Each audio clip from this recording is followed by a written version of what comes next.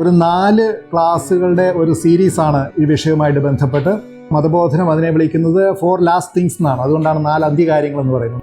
അതിൽ കഴിഞ്ഞ ക്ലാസ്സിൽ നമ്മൾ മരണത്തെക്കുറിച്ച് പഠിച്ചു. വളരെ ശാസ്ത്രീയമായി നിയർ ഡെത്ത് എക്സ്പീരിയൻസുകൾ, ശാസ്ത്രീയമായ അപഗ്രഥനങ്ങളൊക്കെ നടത്തി നമ്മൾ മരണത്തിൻ്റെ സമയത്ത് എന്താണ് സംഭവിക്കുന്നത്, മരണസമയത്ത് ആത്മാവിന് മരണം സംഭവിക്കുന്നുണ്ടോ തുടങ്ങിയ എല്ലാ കാര്യങ്ങളെക്കുറിച്ച് നമ്മൾ പഠിച്ചു. ഇനി സ്വാഭാവികമായിട്ടും മരണശേഷം എന്താണ് സംഭവിക്കുന്നത് എന്നുള്ളതാണല്ലോ അടുത്ത ചോദ്യം. ആ ചോദ്യത്തിന് ഉത്തരം കണ്ടെത്താനാണ് ഇന്ന് നമ്മൾ ശ്രമിക്കുന്നത്. അതിനു മുമ്പ് ഞാൻ വായിച്ച ഒരു കഥ, അതിൻ്റെ മലയാളം ഒന്ന് വായിച്ച് കേൾപ്പിക്കാം. ചെറിയൊരു കഥയാണ്, പക്ഷേ നല്ല ഇൻട്രസ്റ്റിംഗ് ആയിട്ടുള്ളൊരു കഥയാണ്. ഡോക്ടർ വൈൻ ഡയർ എന്ന് പറയുന്ന ആളുടെ യുവർ സീക്രട്ട് സെൽഫ് അതിലെ ഒരു പേജാണ്. ഒരു അമ്മയുടെ ഗർഭപാത്രത്തിൽ 2 കുഞ്ഞുങ്ങളുണ്ടായിരുന്നു. ഒരാൾ മറ്റേ ആളോട് ചോദിച്ചു, പ്രസവത്തിന് ശേഷമുള്ള ജീവിതത്തിൽ നീ വിശ്വസിക്കുന്നുണ്ടോ? മറ്റേ ആൾ മറുപടി പറഞ്ഞു, തീർച്ചയായും. പ്രസവശേഷം എന്തെങ്കിലും ഉണ്ടായിരിക്കണം. ഒരുപക്ഷെ നമ്മളിപ്പോൾ ഇവിടെ ആയിരിക്കുന്നത് പിന്നീട് നാം എന്തായിത്തീരണമോ അതിന് നമ്മെ തന്നെ ഒരുക്കാൻ വേണ്ടിയായിരിക്കാം. അസംബന്ധം, ഒന്നാമൻ പറഞ്ഞു. പ്രസവത്തിന് ശേഷമുള്ള ജീവിതമേ ഇല്ല. ഉണ്ടെങ്കിൽ അതെങ്ങനെയുള്ള ജീവിതമായിരിക്കും? രണ്ടാമൻ പറഞ്ഞു, എനിക്കും കൃത്യമായി അറിയില്ല.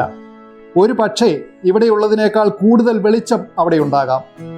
ഒരു പക്ഷേ നമ്മൾ കാലുകൾ കൊണ്ട് നടക്കുകയും വാ കൊണ്ട് ഭക്ഷണം കഴിക്കുകയും ചെയ്തേക്കാം.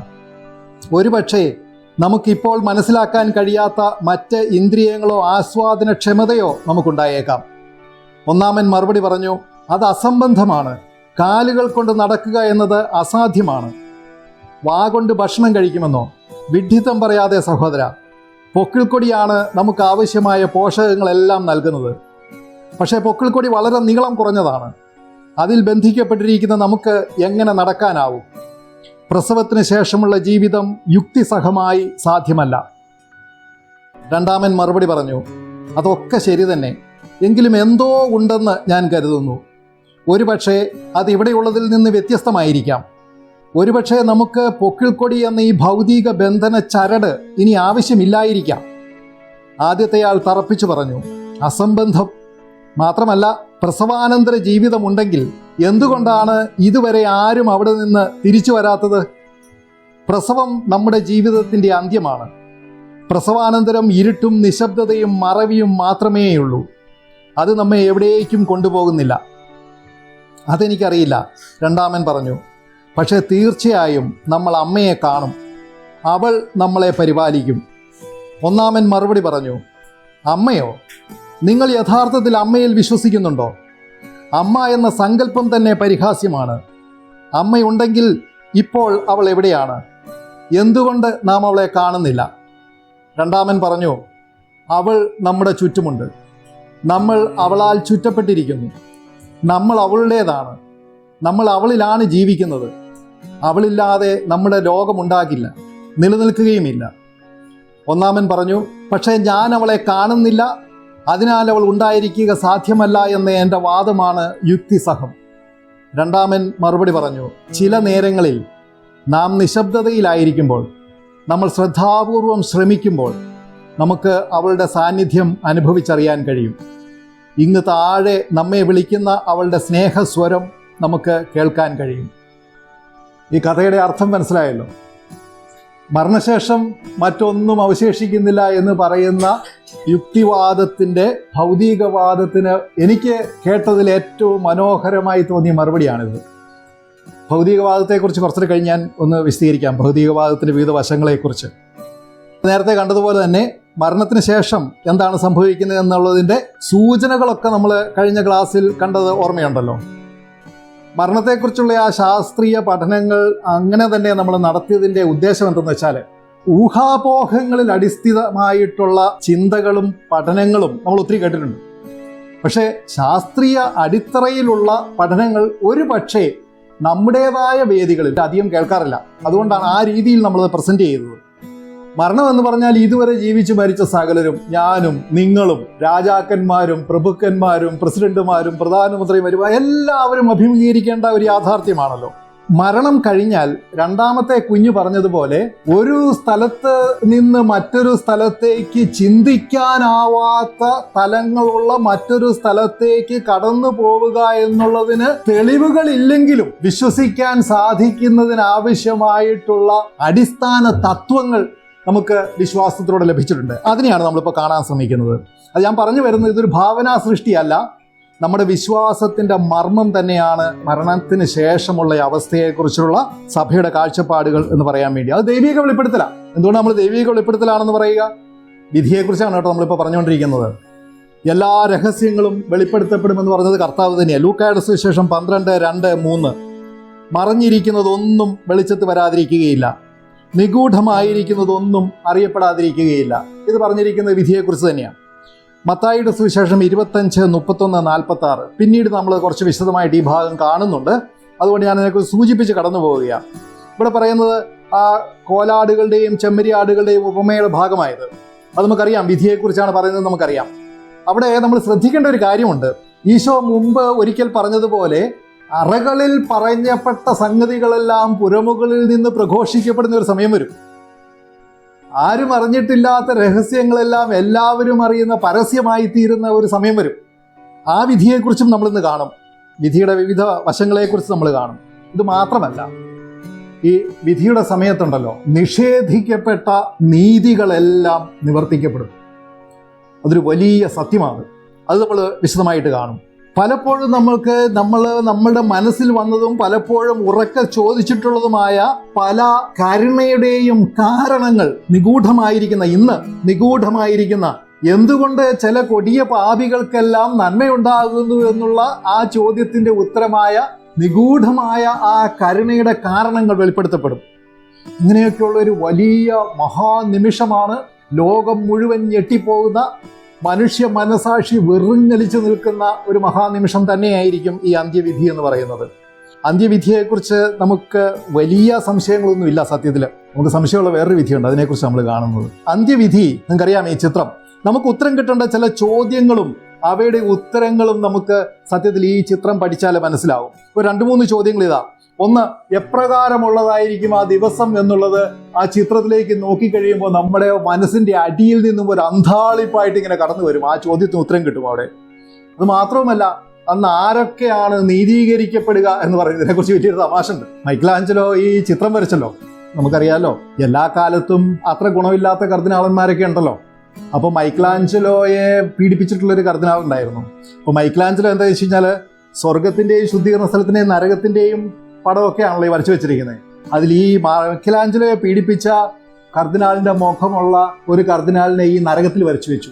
ആ കർദിനാളിന് ആകെ വിഷമായി.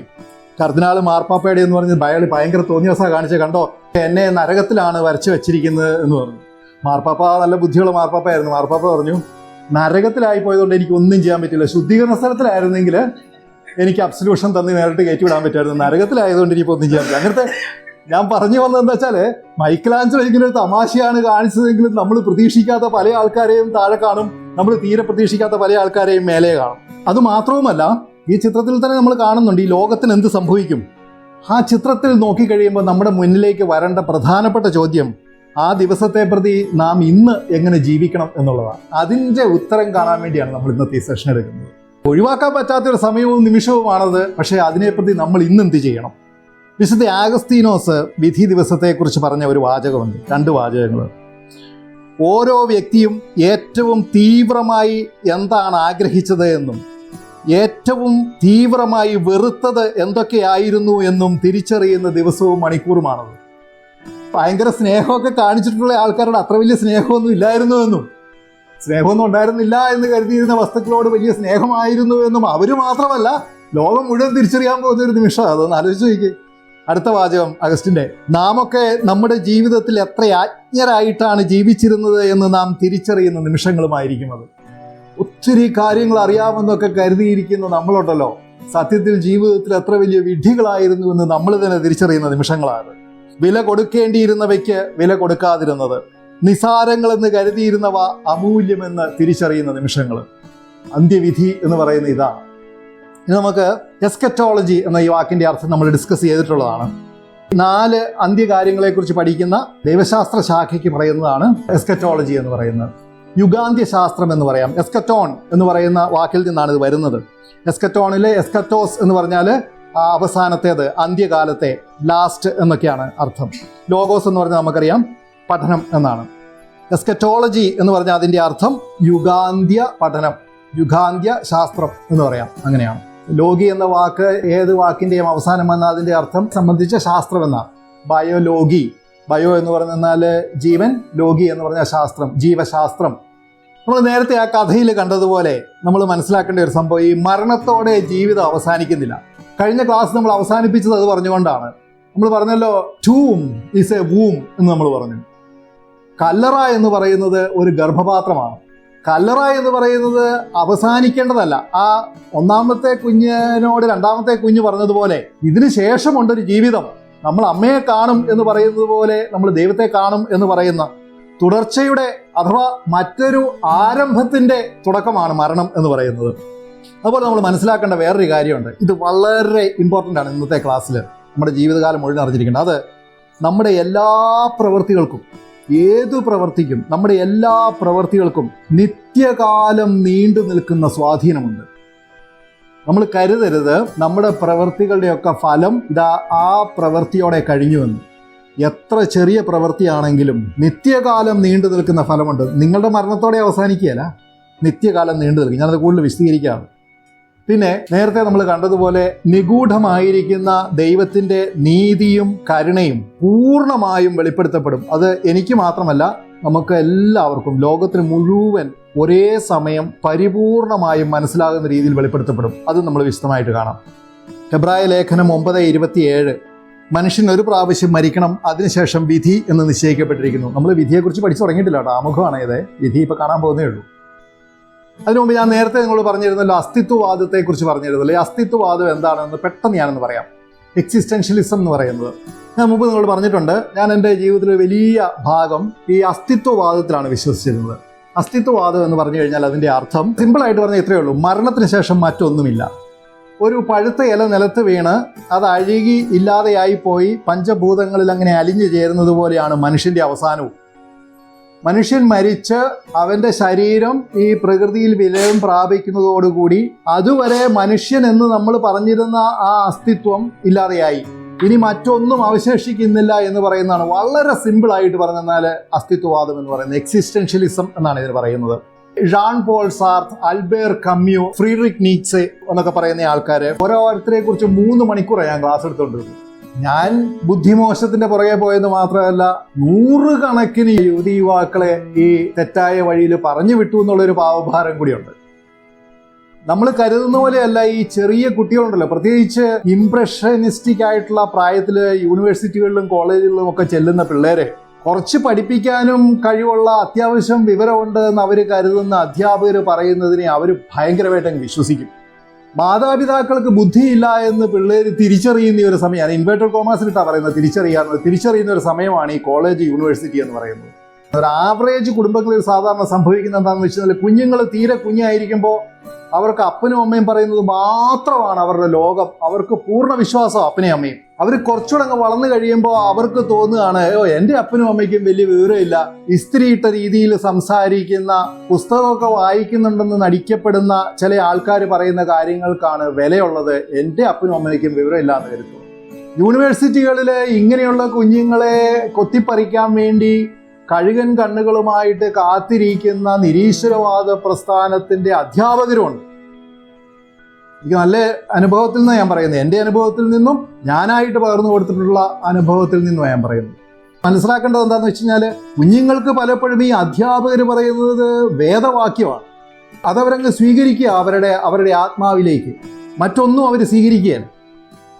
ഇങ്ങനെ ഈ കുഞ്ഞുങ്ങൾ വഴിതെറ്റിപ്പോവും. പക്ഷെ എനിക്കതിന് പ്രതിവിധി ഞാൻ പറയാനുണ്ട്. എനിക്ക് ഒരൊറ്റ പ്രതിവിധിയേ ഉള്ളൂ: മാതാപിതാക്കളുടെ പ്രാർത്ഥന. അതിൻ്റെ പവർ എന്താണെന്ന് വെച്ചാൽ, മുമ്പൊരിക്കലൊരു ക്ലാസ് ഞാൻ പറഞ്ഞു ഓർക്കുന്നുണ്ടോ, ഈ ഭൂമിയിലെ സകല പിതൃത്വങ്ങളും സ്വർഗസ്ഥനായ പിതാവിൽ നിന്നും ഉത്ഭുതമാക്കപ്പെട്ടിരിക്കുന്നതാണ് എന്ന് പറഞ്ഞിട്ടുള്ള ഓർമ്മയുണ്ടോ? അതൊരു വലിയ പവറുള്ള സാധനമാണ് മാതാപിതാക്കളുടെ പ്രാർത്ഥന എന്ന് പറയുന്നത്. സേറ്റനിസ്റ്റ്, പൈശാചിക ആരാധനക്കാര്, പിശാചിനെ ആരാധിക്കുന്ന ആൾക്കാർ, അവർ ചെയ്യുന്നത് എന്താണെന്ന് വെച്ച് കഴിഞ്ഞാൽ ഈ മന്ത്രവാദം പോലെയുള്ള കാര്യങ്ങളൊക്കെ ചെയ്ത് ആൾക്കാരെ അവരുടെ വലയത്തിൽപ്പെടുത്താനുള്ള കഴിവുള്ള ആൾക്കാരൊക്കെ ഉണ്ട്. നമ്മുടെ ഈ നാട്ടിലെ ഈ നക്കാപ്പിച്ച വയറ്റിപ്പഴപ്പിന് നിൽക്കുന്ന ഈ കൂടോത്രക്കാരനെ ഒന്നും അല്ല ഞാൻ ഉദ്ദേശിക്കുന്നത്. റിയൽ സേറ്റനിസ്റ്റുകൾ. അവരുടെ ആ വലിയ ശ്രേണികളിൽ നിന്ന് തിരിച്ചു വന്ന ഒരാള് അയാളുടെ അനുഭവം പങ്കുവയ്ക്കുന്ന സമയത്ത് അയാൾ പറഞ്ഞു, ചെറുപ്പക്കാരെ ഇങ്ങനെ നമ്മൾ കണ്ണുവെച്ച് പ്രാർത്ഥിക്കും, വീഴിക്കാൻ വേണ്ടി അവർക്ക് വേണ്ടി മന്ത്രങ്ങളൊക്കെ ചെയ്ത് അവരെ അത് പെടുത്താൻ ശ്രമിക്കും. അപ്പോൾ നമുക്ക് മനസ്സിലാകുന്ന ഒരു സംഗതി, ചില ആൾക്കാർക്ക് ഒരു വെളിച്ചത്തിൻ്റെ ഒരു ആവരണം അവർക്കുണ്ട്. അങ്ങനെയുള്ളവരെ നമ്മൾ എത്ര ശ്രമിച്ചാലും വീഴ്ത്താൻ പറ്റിയില്ല. അപ്പോൾ അതിന് കാരണം എന്താണെന്ന് പഠിച്ചപ്പോൾ മനസ്സിലായി, അവരുടെ പേരൻസ് പ്രാർത്ഥിക്കുന്ന പേരൻസാണ്. പ്രാർത്ഥിക്കുന്ന മാതാപിതാക്കളുള്ള മക്കൾ വഴിതെറ്റിപ്പോയാലും നിങ്ങൾ പേടിക്കേണ്ട യാതൊരു കാര്യവുമില്ല, അവർ തിരിച്ചു വന്നിരിക്കും. ഞാനതിൻ്റെ ഏറ്റവും വലിയ ഉദാഹരണം. ഞാൻ മാനസാന്തരപ്പെട്ട സമയത്ത് ഞങ്ങളുടെ നാട്ടിൽ ആൾക്കാരെ ഞെട്ടിച്ച ഒരു സംഭവമാണ്. കാരണം ഞാൻ മാനസാന്തരപ്പെടുന്നത് ആർക്കും വിശ്വസിക്കാൻ പറ്റുന്ന കാര്യമായിരുന്നില്ല. മാനസാന്തരപ്പെടാതിരിക്കുക അസാധ്യമാണെന്ന് ഇന്നെനിക്കറിയാം. കാരണം എൻ്റെ വീട്ടിൽ അതുപോലെ എനിക്ക് വേണ്ടി പ്രാർത്ഥിക്കുന്നുണ്ടായിരുന്നു. പ്രാർത്ഥനയുടെ ഫലം എന്ന് പറയുന്ന ഒരു അസാധാരണ സംഭവമാണ്. അപ്പൊ ഞാനീ പറഞ്ഞത്, സാർത്തിൻ്റെയും കമ്യൂവിൻ്റെയും നീറ്റ്സയുടെയും ഒക്കെ പുസ്തകങ്ങൾ വായിച്ചു പോകുന്ന പിള്ളേർ പലപ്പോഴും വഴിതെറ്റിപ്പോവും. പലപ്പോഴും അല്ല, തീർച്ചയായും വഴിതെറ്റിപ്പോവും. പക്ഷെ വിശ്വാസം നഷ്ടപ്പെടാതെ നമ്മളിരുന്ന് പ്രാർത്ഥിക്കണം. നമ്മുടെ കൈ കൊന്തയുണ്ടെങ്കിൽ പിള്ളേർ തിരിച്ചു വരും. അവർ വലിയൊരു ചെയിനാണ്. രണ്ട് തരം എക്സിസ്റ്റൻഷ്യലിസം ഉണ്ട്, അസ്തിത്വവാദം. ഒന്ന് അഥീയിസ്റ്റിക് എക്സിസ്റ്റൻഷ്യലിസം, നിരീശ്വരവാദത്തിൽ അധിഷ്ഠിതമായ എക്സിസ്റ്റൻഷ്യലിസം. മറ്റേത് തീയിസ്റ്റിക്, ദൈവാവബോധത്തിൽ അടിസ്ഥാനമിട്ട് എക്സിസ്റ്റൻഷ്യലിസം ഉണ്ട് കേട്ടോ. അത് കുഴപ്പമില്ല, അത് നല്ലതാണ്. അതിനെക്കുറിച്ച് ഞാൻ പറയാം. അഥീയിസ്റ്റിക് ആയിട്ടുള്ള നിരീശ്വരവാദത്തിൽ അധിഷ്ഠിതമായ എക്സിസ്റ്റൻഷ്യലിസത്തിൽ അവർ പറയുന്ന 2-3 കാര്യങ്ങൾ. ഒന്ന്, ദൈവമില്ല, മരണാനന്തര ജീവിതമില്ല, വിധിയുമില്ല. ദൈവമില്ലെന്ന് പറഞ്ഞാൽ പിന്നെ മറ്റൊരു സംഗതികൾ രണ്ടും ഇല്ലല്ലോ. ഒന്നും അവശേഷിപ്പിക്കാത്ത നാശമാണ് മരണം എന്ന് പറയുന്നത്.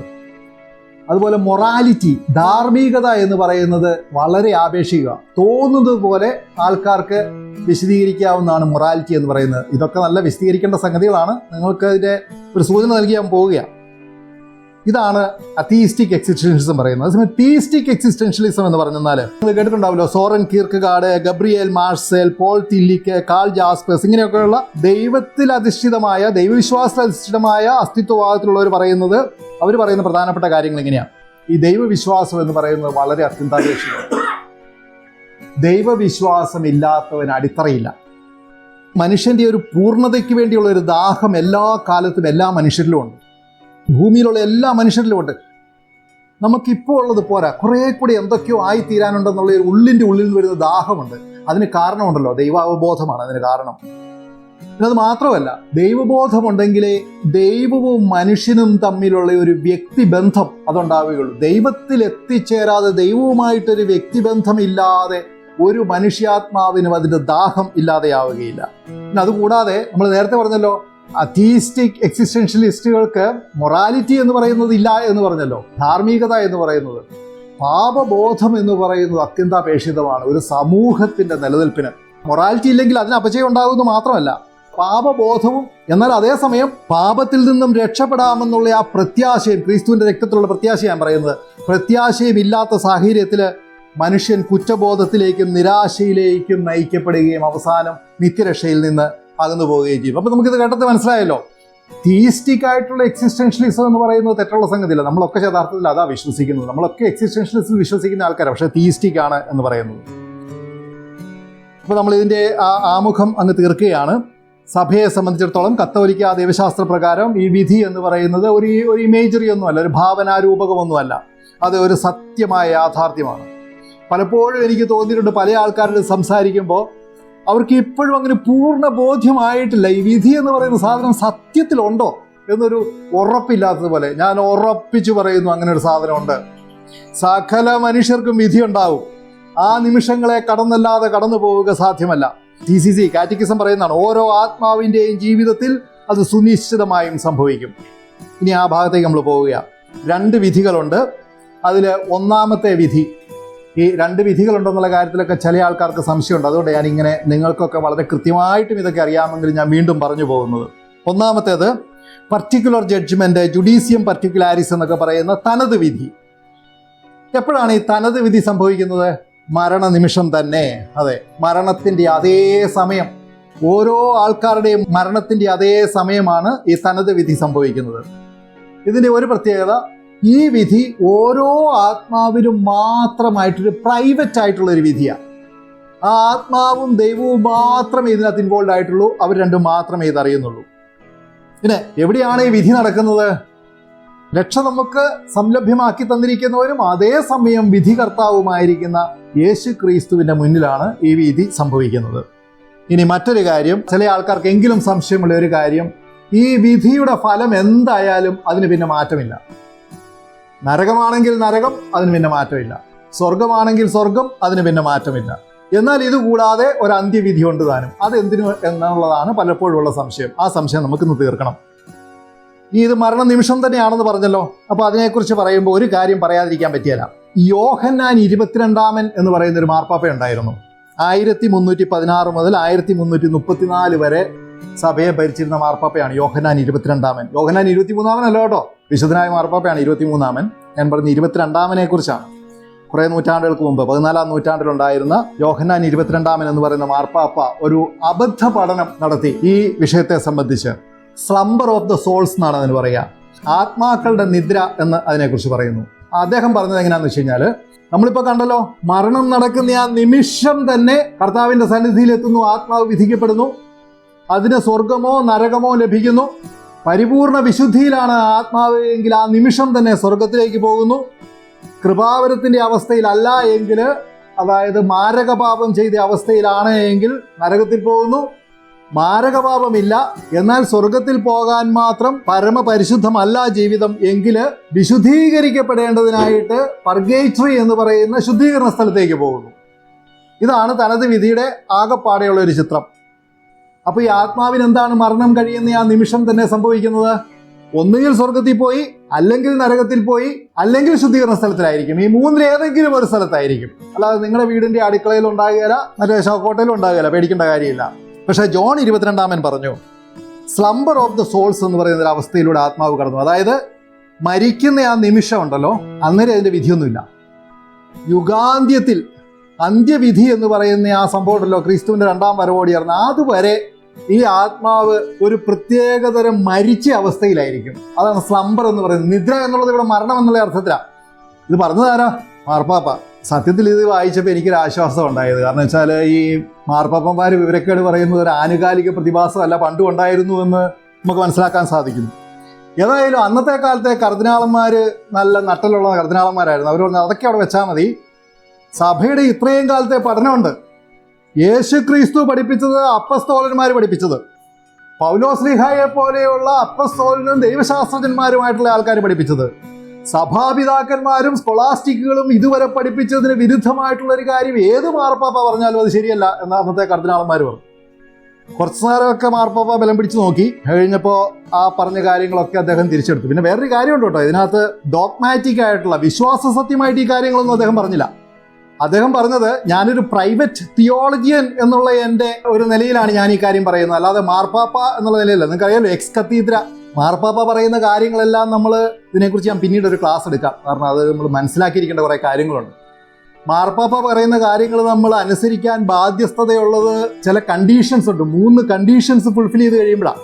അതിപ്പം വിശദമായിട്ട് സംസാരിക്കുന്നില്ല. ഏതായാലും ആ കണ്ടീഷൻസ് ഒന്നും ഫുൾഫിൽ ചെയ്ത് പറഞ്ഞതല്ലേ, ഇത് എക്സ് കത്തീദ്ര ഒന്നുമല്ല. അങ്ങേരെ ഒരു പ്രൈവറ്റ് ആയിട്ടൊരു അഭിപ്രായം പറഞ്ഞതേ ഉള്ളൂ. പക്ഷേ കർദിനാളന്മാർ സമ്മതിച്ചില്ല. അങ്ങനെ അത് റിക്കാൻഡ് ചെയ്യപ്പെട്ടു, അത് തിരിച്ചെടുക്കേണ്ടി വന്നു. ഇങ്ങനെയൊരു സംഭവമേ സഭയിൽ അംഗീകരിച്ചിട്ടില്ല ഒരു കാലഘട്ടത്തിലും. എന്ന് മാത്രവുമല്ല, യോഹന്നാൻ 22 പിൻഗാമിയായിട്ട് വന്ന പോപ്പ് ബെനഡിക്റ്റ് 12 ഇതിനെ ഔദ്യോഗികമായിട്ട് തള്ളിക്കളഞ്ഞു. ബെനഡിക്തുസ് ദേവൂസ് എന്ന് പറയുന്ന 1336 അദ്ദേഹം എഴുതിയ ബുള്ളില് ഇങ്ങനെ എഴുതി: കൃപയുടെ അവസ്ഥയിൽ മരിക്കുന്ന വിശ്വാസികളുടെ ആത്മാക്കൾക്ക് അന്ത്യവിധിക്ക് മുമ്പ് തന്നെ ദൈവ തിരുമുഖത്തിന്റെ ദർശനം കിട്ടുന്നു. പറഞ്ഞു ഓർക്കുന്നുണ്ടല്ലോ, അന്ത്യവിധിയൊക്കെ അവിടെ ഇരിക്കട്ടെ, അത് ചിലപ്പോൾ എന്നും ആയിരിക്കും. അതിനൊക്കെ മുമ്പ് തന്നെ മരിക്കുന്ന നിമിഷം തന്നെ അവർക്ക് ദൈവ തിരുമുഖം ദർശിക്കാനുള്ള സാഹചര്യം കിട്ടുന്നുവെന്ന് ഈ യോഹന്നാൻ 22 കഴിഞ്ഞ് തൊട്ടടുത്ത് വന്ന ബെനഡിക്റ്റ് പാപ്പ പറയുകയുണ്ടായി. 2 സാധ്യതകളാണുള്ളത്. ഒന്നുകിൽ നേരിട്ട് സ്വർഗം, അല്ലെങ്കിൽ നേരിട്ട് നരകം. അതല്ല, സ്വർഗത്തിൽ പോകാനും മാത്രം വിശുദ്ധി ഇല്ല, എന്നാൽ നരകത്തിൽ പോകാൻ അർഹതയും ഇല്ല എങ്കിൽ ശുദ്ധീകരണ സ്ഥലം. ഈ കാര്യത്തെക്കുറിച്ച് സംശയമില്ലല്ലോ. ഇതാണ് തനത് വിധിയുടെ സമയത്ത് സംഭവിക്കുന്നത്. ഞാൻ പെട്ടെന്ന് റെഫറൻസ് തരാം. ഒന്ന്, വിശുദ്ധ ഗ്രന്ഥത്തിലുള്ള സാക്ഷ്യം. ലൂക്കായുടെ സുവിശേഷം 16-ാം അധ്യായം 22-23 ധനവാന്റെയും ലാസറിന്റെയും ഉപമയാണ്. ആ ഉപമയിൽ വളരെ കൃത്യമായിട്ട് നമുക്ക് മനസ്സിലാകുന്നുണ്ട്, അന്ത്യവിധിയുടെ സമയമൊന്നും ആയിട്ടില്ലല്ലോ. ഈശോ ആ പറയുന്ന ആ കഥയിൽ നിന്ന്, ഉപമയിൽ നിന്ന് നമുക്ക് മനസ്സിലാകുന്നു, ധനവാനും ലാസറും വിധിക്കപ്പെട്ടു കഴിഞ്ഞു. അവർക്ക് അർഹമായ സ്ഥലത്ത് അവർ എത്തിക്കഴിഞ്ഞു. അതാണ് നമുക്ക് ഏറ്റവും ആദ്യം ക്രിസ്തുവിൽ നിന്ന് ലഭിക്കുന്ന ഉറപ്പ്. പിന്നെ കുരിശുമരണത്തിന്റെ ആ നിമിഷം ആലോചിച്ച് നോക്കുക. ലൂക്കായുടെ സുവിശേഷം 23:43 കുരിശിൽ തൂങ്ങിക്കിടക്കുക ഈശോ.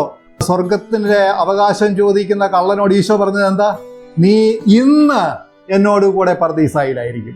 അന്ത്യവിധി വരെ നീ കാത്തിരുന്നോ, ഞാനെന്ന് നിന്നെ സ്വർഗത്തിൽ കൊണ്ടുപോകുന്ന ഉറപ്പ് തരുന്നു എന്നല്ല പറഞ്ഞത്. നീ ഇന്ന് എന്നോട് കൂടെ പർദീസായിലായിരിക്കും. എന്താ ഇതിന്റെ പ്രത്യേകത?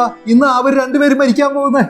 ഇന്നാ മരണം നടന്ന ഇന്ന് നീ എന്നോട് കൂടെ പർദീസായിലായിരിക്കും എന്നാ പറഞ്ഞത്. അപ്പൊ ഇമ്മീഡിയസി, ഈ തനത് വിധിയുടെ ഇമ്മീഡിയസി നമുക്ക് ക്രിസ്തു പറഞ്ഞു തരിക ദൈവികമായിട്ട് നമുക്ക് ലഭിച്ചതാ. സഭയുടെ പഠനങ്ങളെക്കുറിച്ച് അറിയാൻ താല്പര്യമുണ്ടെങ്കിൽ catechism of the Catholic church 1021 1022 ക്രിസ്തുവിൽ വെളിപ്പെട്ട ദൈവിക കൃപയെ സ്വീകരിക്കാനോ നിരസിക്കാനോ ഉള്ള അവസരത്തിന് മരണം അന്ത്യം കുറിക്കുന്നു. ഇതൊരു വലിയ സത്യമാണ് കേട്ടോ. നമ്മൾ ചെയ്തിരിക്കുന്ന പാപങ്ങളോ നന്മകൾ പിന്നെ അവിടെ ഇരിക്കട്ടെ, അതൊരു ബാങ്കിൽ ഡെപ്പോസിറ്റ് ചെയ്തതാണല്ലോ. പാപം അതുപോലെ തന്നെ. നമ്മൾ ചെയ്തിരിക്കുന്ന പാപങ്ങൾ ഒഴിവാക്കിയെടുക്കാനുള്ള അവസാനത്തെ അവസരം മരണത്തിന്റെ തൊട്ട് മുമ്പുള്ള നിമിഷത്തിൽ കഴിഞ്ഞു. പിന്നെ ഉറപ്പ് ഒന്നുമില്ല. പിന്നെ നമ്മുടെ പാപത്തിന്റെ മോചനത്തിന് യാതൊരു ഉറപ്പുമില്ല. പിന്നെയുള്ളതൊക്കെ ദൈവത്തിന്റെ കൃപയാണ്. ഏതായാലും ഞാൻ പറഞ്ഞു വരുന്നത്, ഉറപ്പിക്കാവുന്ന ഒരു സംഗതിയേ ഉള്ളൂ, അത് നമ്മളായിട്ട് മാനസാന്തരപ്പെട്ട് കുമ്പസാരിക്കുക മരണത്തിന് മുമ്പ്. അത് മാത്രമേ ഉറപ്പുള്ളൂ. അതാ ഇപ്പൊ പറഞ്ഞത്, ക്രിസ്തുവിൽ വെളിപ്പെട്ട ദൈവിക കൃപയെ സ്വീകരിക്കാനോ നിരസിക്കാനോ ഉള്ള അവസരത്തിന് മരണം അന്ത്യം കുറിക്കുന്നു. അതിനുശേഷം, മരണത്തിന് ശേഷം എനിക്ക് തന്നെ എൻ്റെ ആത്മരക്ഷയ്ക്ക് ആവശ്യമായിട്ടുള്ള ഒന്നും ചെയ്യാൻ പറ്റിയില്ല. ശുദ്ധീകരണ സ്ഥലത്തിൽ കിടക്കുന്ന സമയത്തും എനിക്ക് എൻ്റെ ഒരു പ്രവൃത്തി കൊണ്ട് എൻ്റെ പാപങ്ങൾക്ക് മോചനം ലഭിക്കുന്നതിനോ വിശുദ്ധീകരണം ലഭിക്കുന്നതിനോ ഒന്നും ചെയ്യാൻ പറ്റിയില്ല. ദൈവത്തിന്റെ കൃപ പ്രവർത്തിക്കുമായിരിക്കും. ആകപ്പാടെ എൻ്റെ പാപങ്ങൾക്ക് മോചനം ലഭിക്കാനുള്ള സാഹചര്യം എന്താ? മരിക്കുന്നതിന് മുമ്പ് എന്തെങ്കിലും ചെയ്യുക. എന്തെങ്കിലും എന്താ നിങ്ങൾക്ക് അറിയാലോ. കുമ്പസാരിക്കുകയും ചെയ്യേണ്ട കടങ്ങൾ വീട്ടിൽ കൊടുക്കുകയും ചെയ്യുക. ഇനി മരിച്ചവരെ സംബന്ധിച്ചോ, ജീവിച്ചിരിക്കുന്നവർക്ക് അവർക്ക് വേണ്ടി പ്രാർത്ഥിക്കാം, അതിന് ഫലമുണ്ട്. അല്ലാതെ ആ മരിച്ചവർക്ക് ഒന്നും ചെയ്യാൻ പറ്റില്ല. 1022 ഓരോ മനുഷ്യനും മരണസമയത്ത് തന്നെ തൻ്റെ അമർത്യമായ ആത്മാവിൽ നിത്യമായ ശിക്ഷ സ്വീകരിക്കുന്നു. പാപികളെ കുറിച്ചായി പറയുന്നത്. ആ മരണ നിമിഷം തന്നെ ശിക്ഷ അല്ലെങ്കിൽ രക്ഷ, അങ്ങനെ വായിക്കുക അതിനെ. ഇനി ഒന്നുകിൽ സ്വർഗത്തിന്റെ അനുഗ്രഹത്തിലേക്കുള്ള പ്രവേശനം ശുദ്ധീകരണത്തിലൂടെ, അല്ലെങ്കിൽ ഉടനടി.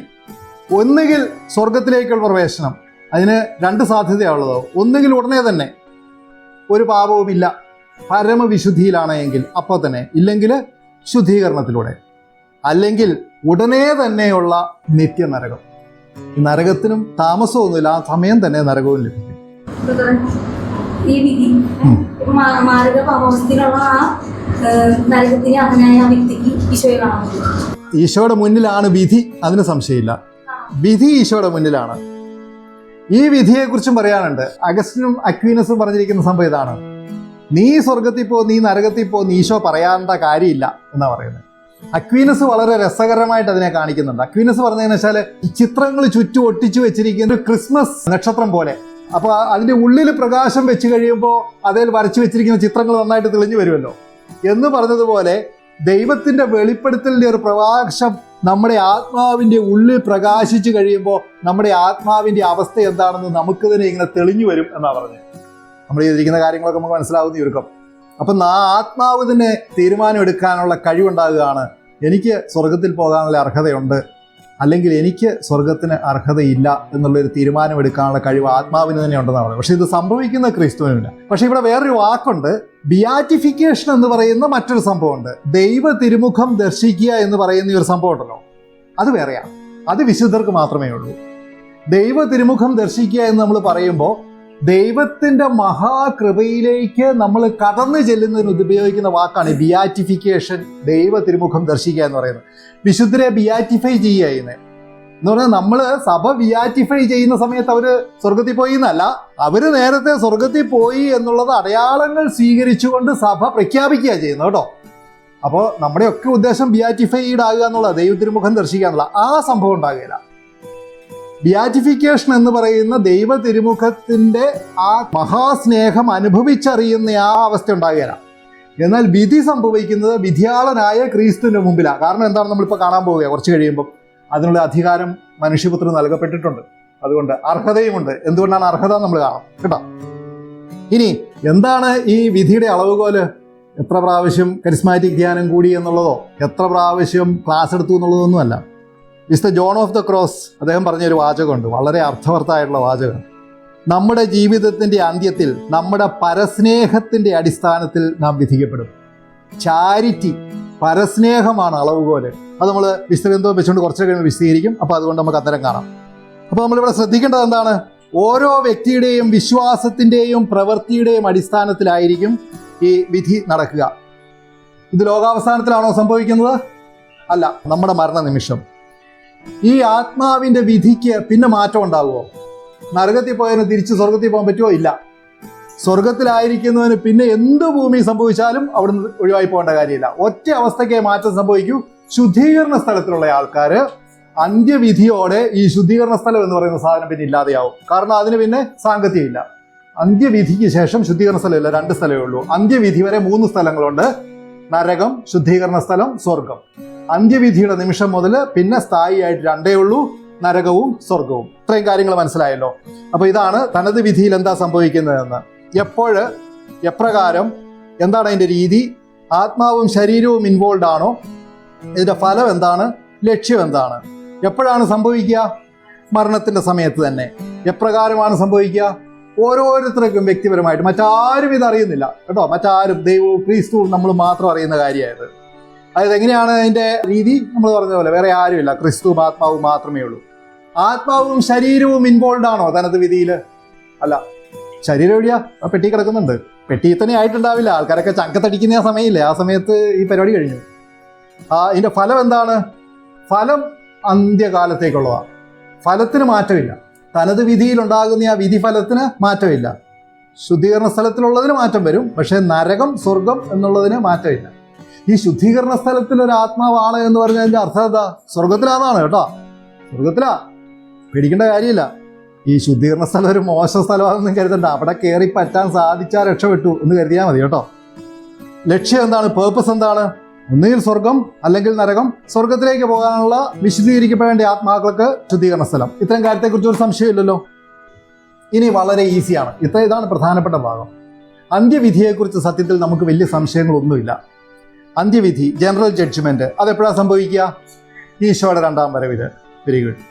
അപ്പോൾ അവിടെ സംഭവിക്കുന്ന ഒരു കാര്യമുണ്ട്, വളരെ പ്രധാനപ്പെട്ട ഒരു സംഭവം ഉണ്ടാകുന്നുണ്ട്. ഒന്ന്, ശരീരങ്ങൾ ഉദ്ധാനം ചെയ്യും. ഇതൊരു ഭയങ്കര സംഭവമാണ്. ലോകവാസകലം ഒന്ന് ആലോചിച്ച് നോക്കി. ഇതുവരെ ജീവിച്ച സകല മനുഷ്യരുടെയും ശരീരങ്ങൾ ഉദ്ധാനം ചെയ്യും. എന്നിട്ട് അവർ ഈ സ്വർഗത്തിലും നരകത്തിലും ശുദ്ധീകരണ സ്ഥലത്തുമായിരിക്കുന്ന ആത്മാക്കളുമായിട്ട് ഒന്നുചേരും. അതായത് ഇപ്പം നമ്മൾ ആത്മാവും ശരീരവും ഒന്നിച്ചാണല്ലോ നിൽക്കുന്നത്, അതുപോലെ വീണ്ടും പുനർയോജിക്കും. പക്ഷേ ഈ ഉദ്ധാനം ചെയ്യുന്ന ശരീരങ്ങൾക്ക് കുറേ പ്രത്യേകതകളുണ്ട്. അത് നമ്മളിപ്പോൾ അതിനെക്കുറിച്ച് സംസാരിച്ച സമയം പോകും. യേശു ക്രിസ്തു ഉദ്ധാനം ചെയ്തപ്പോൾ അദ്ദേഹത്തിൻ്റെ മരണത്തിന് മുമ്പും അതിന് ശേഷവും ഉണ്ടായിരുന്ന ആ ശരീരത്തിൻ്റെ പ്രത്യേകതകൾ, മാറ്റങ്ങൾ നമ്മൾ കാണുന്നുണ്ടല്ലോ. അതുപോലെയാണ് ശരീരം ഉദ്ധാനം ചെയ്യും. പക്ഷെ ഇപ്പോഴുള്ള ശരീരത്തിൻ്റെ അവസ്ഥയായിരിക്കില്ല. അതിനെക്കുറിച്ച് കുറച്ച് വിശദമായിട്ട് സംസാരിക്കുന്നതുകൊണ്ട് ഞാൻ ആ ഭാഗത്തേക്ക് ഇപ്പോൾ പോകുന്നില്ല. പിന്നെ മറ്റൊരു കാര്യം ഇവിടെ ശ്രദ്ധിക്കേണ്ടത്, ഇത് സത്യത്തിലൊരു 2ാമത്തെ വിധിയാണോ? അല്ല. വിധി ആദ്യം കഴിഞ്ഞു. സ്വർഗം, നരകം, വിധി ആദ്യം കഴിഞ്ഞു. ആദ്യം നടന്ന വിധിയുണ്ടല്ലോ, അതിൻ്റെ പരസ്യപ്പെടുത്തലാണ് യഥാർത്ഥത്തിൽ ഇത്. അന്ന് വേറെ ആരും അറിഞ്ഞിട്ടില്ല. കുറേ കാലം കൂടെ ഒക്കെ നമുക്ക് മൂടി വെക്കാം. പക്ഷെ ഇത് സകല മനുഷ്യരും അറിയും. വിധിക്ക് അതേസമയം മാറ്റമില്ല. ഇനി നമ്മൾ പെട്ടെന്ന് വിശുദ്ധ ഗ്രന്ഥത്തിലെ 2 സാക്ഷ്യങ്ങൾ കാണുക. അവസാന വിധി എപ്രകാരമായിരിക്കും? മത്തായി 25:31-46. മനുഷ്യപുത്രൻ എല്ലാ ദൂതന്മാരോടും കൂടെ മഹത്വത്തിൽ എഴുന്നള്ളുമ്പോൾ അവൻ തൻ്റെ മഹിമയുടെ സിംഹാസനത്തിൽ ഉപവിഷ്ടനാകും. അവൻ്റെ മുമ്പിൽ എല്ലാ ജനതകളും ഒരുമിച്ച് കൂട്ടപ്പെടും. ഇടയൻ ചെമ്മരിയാടുകളെ കോലാടുകളിൽ നിന്നും വേർതിരിക്കുന്നത് പോലെ അവൻ അവരെ തമ്മിൽ വേർതിരിക്കും. അവൻ ചെമ്മരിയാടുകളെ തൻ്റെ വലതുവശത്തും കോലാടുകളെ ഇടതുവശത്തും നിർത്തും. അനന്തരം രാജാവ് തൻ്റെ വലതുഭാഗത്തുള്ളവരോട് അരുളി ചെയ്യും, എൻ്റെ പിതാവിനാൽ അനുഗ്രഹിക്കപ്പെട്ടവരെ, വരുവിൻ, ലോകസ്ഥാപനം മുതൽ നിങ്ങൾക്കായി സജ്ജമാക്കിയിരിക്കുന്ന രാജ്യം അവകാശപ്പെടുത്തുവിൻ. എന്തെന്നാൽ എനിക്ക് വിശന്നു, നിങ്ങൾ ഭക്ഷിക്കാൻ തന്നു, എനിക്ക് ദാഹിച്ചു, നിങ്ങൾ കുടിക്കാൻ തന്നു. ഞാൻ പരദേശിയായിരുന്നു, നിങ്ങൾ എന്നെ സ്വീകരിച്ചു. ഞാൻ നഗ്നനായിരുന്നു, നിങ്ങൾ എന്നെ ഉടുപ്പിച്ചു. ഞാൻ രോഗിയായിരുന്നു, നിങ്ങൾ എന്നെ സന്ദർശിച്ചു. ഞാൻ കാരാഗൃഹത്തിലായിരുന്നു, നിങ്ങൾ എൻ്റെ അടുത്ത് വന്നു. അപ്പോൾ നീതിമാന്മാർ ഇങ്ങനെ മറുപടി പറയും: കർത്താവേ, നിന്നെ വിശക്കുന്നവനായി കണ്ട് ഞങ്ങൾ ആഹാരം നൽകിയതും ദാഹിക്കുന്നവനായി കണ്ട് കുടിക്കാൻ നൽകിയതും എപ്പോൾ? നിന്നെ പരദേശിയായി കണ്ട് സ്വീകരിച്ചതും നഗ്നനായി കണ്ട് ഉടുപ്പിച്ചതും എപ്പോൾ? നിന്നെ ഞങ്ങൾ രോഗാവസ്ഥയിലോ കാരാഗ്രഹത്തിലോ കണ്ട് സന്ദർശിച്ചത് എപ്പോൾ? രാജാവ് മറുപടി പറയും: സത്യമായി ഞാൻ നിങ്ങളോട് പറയുന്നു, എൻ്റെ ഏറ്റവും ഇളയ സഹോദരന്മാരിൽ ഒരുവന് നിങ്ങൾ ഇത് ചെയ്തു കൊടുത്തപ്പോൾ എനിക്ക് തന്നെയാണ് ചെയ്തു തന്നത്. ജോൺ ഓഫ് ദ ക്രോസ് പറഞ്ഞത് ഓർക്കുന്നുണ്ടോ? ഓരോരുത്തരും നമ്മുടെ പരസ്നേഹത്തെ പ്രതി വിധിക്കപ്പെടും. മറ്റൊരു കണ്ടീഷനുമില്ല. ചാരിറ്റിയെ പ്രതിയാണ് വിധിക്കപ്പെടാൻ പോകുന്നത്. വെളിപാട് 20:12 മരിച്ചവരെല്ലാവരും, വലിയവരും ചെറിയവരും സിംഹാസനത്തിന് മുൻപിൽ നിൽക്കുന്നത് ഞാൻ കണ്ടു. ഗ്രന്ഥങ്ങൾ തുറക്കപ്പെട്ടു. മറ്റൊരു ഗ്രന്ഥവും തുറക്കപ്പെട്ടു. അത് ജീവന്റെ ഗ്രന്ഥമാണ്. ഗ്രന്ഥങ്ങളിൽ എഴുതപ്പെട്ടിരിക്കുന്ന പ്രവൃത്തികൾക്കനുസൃതം മരിച്ചവർ വിധിക്കപ്പെട്ടു. പ്രവൃത്തികൾക്കനുസൃതം മരിച്ചവർ വിധിക്കപ്പെട്ടു. ബാക്കി ഒന്നിലും കഥയില്ല കേട്ടോ, ബാക്കി ഒന്നിലും കഥയില്ല. ഇനി എന്തുകൊണ്ടാണ് ക്രിസ്തു ഈ വിധിക്കുന്നതിന് കാരണം? എന്തുകൊണ്ടാണ് പരിശുദ്ധാത്മാവായ ദൈവം വിധിക്കാത്തത്? എന്തുകൊണ്ടാണ് പിതാവായ ദൈവം വിധിക്കാത്തത്? ക്രിസ്തു ആണ് നമുക്ക് രക്ഷപ്പെടാനുള്ള മാർഗങ്ങൾ അവന്റെ ശരീരത്തിൽ സ്വീകരിച്ച് നമുക്ക് രക്ഷയ്ക്കുള്ള മാർഗം അവകാശമാക്കി തന്നു. അതുകൊണ്ട് യോഹന്നാൻ 5:27-29 മനുഷ്യപുത്രനായതുകൊണ്ട് വിധിക്കാനുള്ള അധികാരവും അവന് നൽകിയിരിക്കുന്നു. ഇതിൽ നിങ്ങൾ വിസ്മയിക്കേണ്ട, എന്തെന്നാൽ കല്ലറകളിലുള്ളവരെല്ലാം അവന്റെ സ്വരം ശ്രവിക്കുന്ന സമയം വരുന്നു. അപ്പോൾ നന്മ ചെയ്തവർ ജീവന്റെ ഉയർപ്പിനായും തിന്മ ചെയ്തവർ ശിക്ഷാവിധിയുടെ ഉയർപ്പിനായും പുറത്തു വരും. ഐസയാ 53 നമ്മൾ പഠിച്ചു ഓർക്കുന്നുണ്ടോ? നമ്മുടെ അകൃത്യങ്ങൾക്ക് വേണ്ടി വേദന അനുഭവിച്ചവൻ, നമ്മുടെ അകൃത്യങ്ങൾക്ക് പരിഹാരം ചെയ്തവന് തന്നെയാണ് വിധിക്കാനുള്ള അധികാരവും നൽകപ്പെട്ടിരിക്കുന്നത്. അതുകൊണ്ട് തന്നെ ഇനി ഒരു ചോദ്യം ഞാൻ ചോദിക്കാം: അന്ത്യവിധിക്ക് മുമ്പ് എല്ലാവരും മരിക്കുമോ? 1 തെസ്സലോനിക്കര് 4:15-17 ഈ ഭാഗം നിങ്ങൾ നന്നായിട്ട് ശ്രദ്ധിക്കണം. എസ്കറ്റോളജിയെ സംബന്ധിച്ച തിരുസഭയിലെ ഏറ്റവും പഴയ യുഗാന്ത്യ പഠനം ഇതാണ്. വളരെ ശ്രദ്ധിക്കേണ്ട കുറേ കാര്യങ്ങൾ ഇതിനകത്തുണ്ട്. കർത്താവിൻ്റെ പ്രത്യാഗമനം വരെ നമ്മിൽ ജീവനോടെ ഇരിക്കുന്നവർ നിദ്ര പ്രാപിച്ചവർക്ക് മുന്നിലായിരിക്കുകയില്ല എന്ന് കർത്താവിൻ്റെ വചനത്തെ ആധാരമാക്കി ഞങ്ങൾ പറയുന്നു. അധികാരപൂർണമായ ആജ്ഞാവചനം കേൾക്കുകയും പ്രധാന ദൂതന്റെ ശബ്ദമുയരുകയും ദൈവത്തിൻ്റെ കാഹളധ്വനി മുഴങ്ങുകയും ചെയ്യുമ്പോൾ കർത്താവ് സ്വർഗത്തിൽ നിന്നിറങ്ങി വരികയും ക്രിസ്തുവിൽ മരണമടഞ്ഞവർ ആദ്യം ഉയർത്തെഴുന്നേൽക്കുകയും ചെയ്യും. ഇതൊക്കെ വലിയ വിശ്വാസ സത്യങ്ങളായി പറഞ്ഞ ഓരോ വാക്കുകളും ഓരോ ടേംസും. അപ്പോൾ ജീവിച്ചിരിക്കുന്നവരായി നമ്മൾ അവിശേഷിക്കുന്നവർ ആകാശത്തിൽ കർത്താവിനെ എതിരേൽക്കാനായി അവരോടൊപ്പം മേഘങ്ങളിൽ സംവഹിക്കും. അങ്ങനെ നാം എപ്പോഴും കർത്താവിനോടുകൂടെ ആയിരിക്കുകയും ചെയ്യും. 1 തെസ്സലോനിയൻസ് 4:15-17 എന്ന് പറഞ്ഞ വളരെ പ്രധാനപ്പെട്ട വിശുദ്ധ ഭാഗമാണ്. ഇതിനകത്ത് 2 പ്രധാനപ്പെട്ട വാക്കുകൾ, കുറേ വാക്കുകളുണ്ട്, പക്ഷെ നമ്മൾ പഠിക്കേണ്ട കുറച്ച് 2-3 വാക്കുകളുണ്ട്. ഒന്ന്, കർത്താവിൻ്റെ രണ്ടാമത്തെ വരവിനെ സൂചിപ്പിക്കാനായിട്ട് പൗലോസ്ലീഹ ഉപയോഗിച്ചൊരു വാക്കുണ്ട്, പരോസിയ എന്ന് പറയുന്ന വാക്ക്. പരോസിയ എന്താണെന്ന് ഞാൻ വിശദീകരിക്കാം. പിന്നെ രണ്ടാമതായിട്ട് ഒരു 3 സംഗതികൾ ഇങ്ങനെ കൂട്ടിച്ചേർത്ത് പറയുന്നു. ഒന്ന്, resurrection of the dead, rapture of the living, ക്രിസ്തുവിൻ്റെ രണ്ടാമത്തെ വരവ്. റാപ്ചർ എന്താണെന്ന് ഞാൻ വിശദീകരിക്കാം, കാരണം അതിനെക്കുറിച്ച് അബദ്ധ പഠനങ്ങളുണ്ട്. അതുകൊണ്ട് അതിനെക്കുറിച്ച് ഞാൻ വിശദീകരിക്കാം. ഞാൻ നേരത്തെ പറഞ്ഞ പോലെ സഭയുടെ ചരിത്രത്തിലെ ഏറ്റവും ആഴമേറിയതും ഏറ്റവും പഴക്കമുള്ളതുമായ എസ്കറ്റോളജിക്കൽ പഠനമാണ് നമ്മളിപ്പോൾ ഈ കണ്ടത്. പ്രത്യാഗമനം എന്നൊരു വാക്ക് കേട്ടല്ലോ. ക്രിസ്തുവിൻ്റെ പ്രത്യാഗമനം എന്ന് പറയുന്ന പരോസിയ എന്ന വാക്കിൻ്റെ അർത്ഥം അതാണ്. അറൈവൽ, പ്രസൻസ്, പ്രത്യാഗമനം, ആഗമനം, സാന്നിധ്യം എന്നൊക്കെയാണ് ആ വാക്കിൻ്റെ അർത്ഥം. വലിയ അർത്ഥമുള്ള വാക്കാണ് പരോസിയ. നിങ്ങൾ കേൾക്കും ആ വാക്ക് പല സമയത്തും പലരും ഉപയോഗിക്കുന്നതായിട്ട് നിങ്ങൾ കേൾക്കും. അപ്പം നിങ്ങൾ മനസ്സിലാക്കിക്കൊള്ളുക.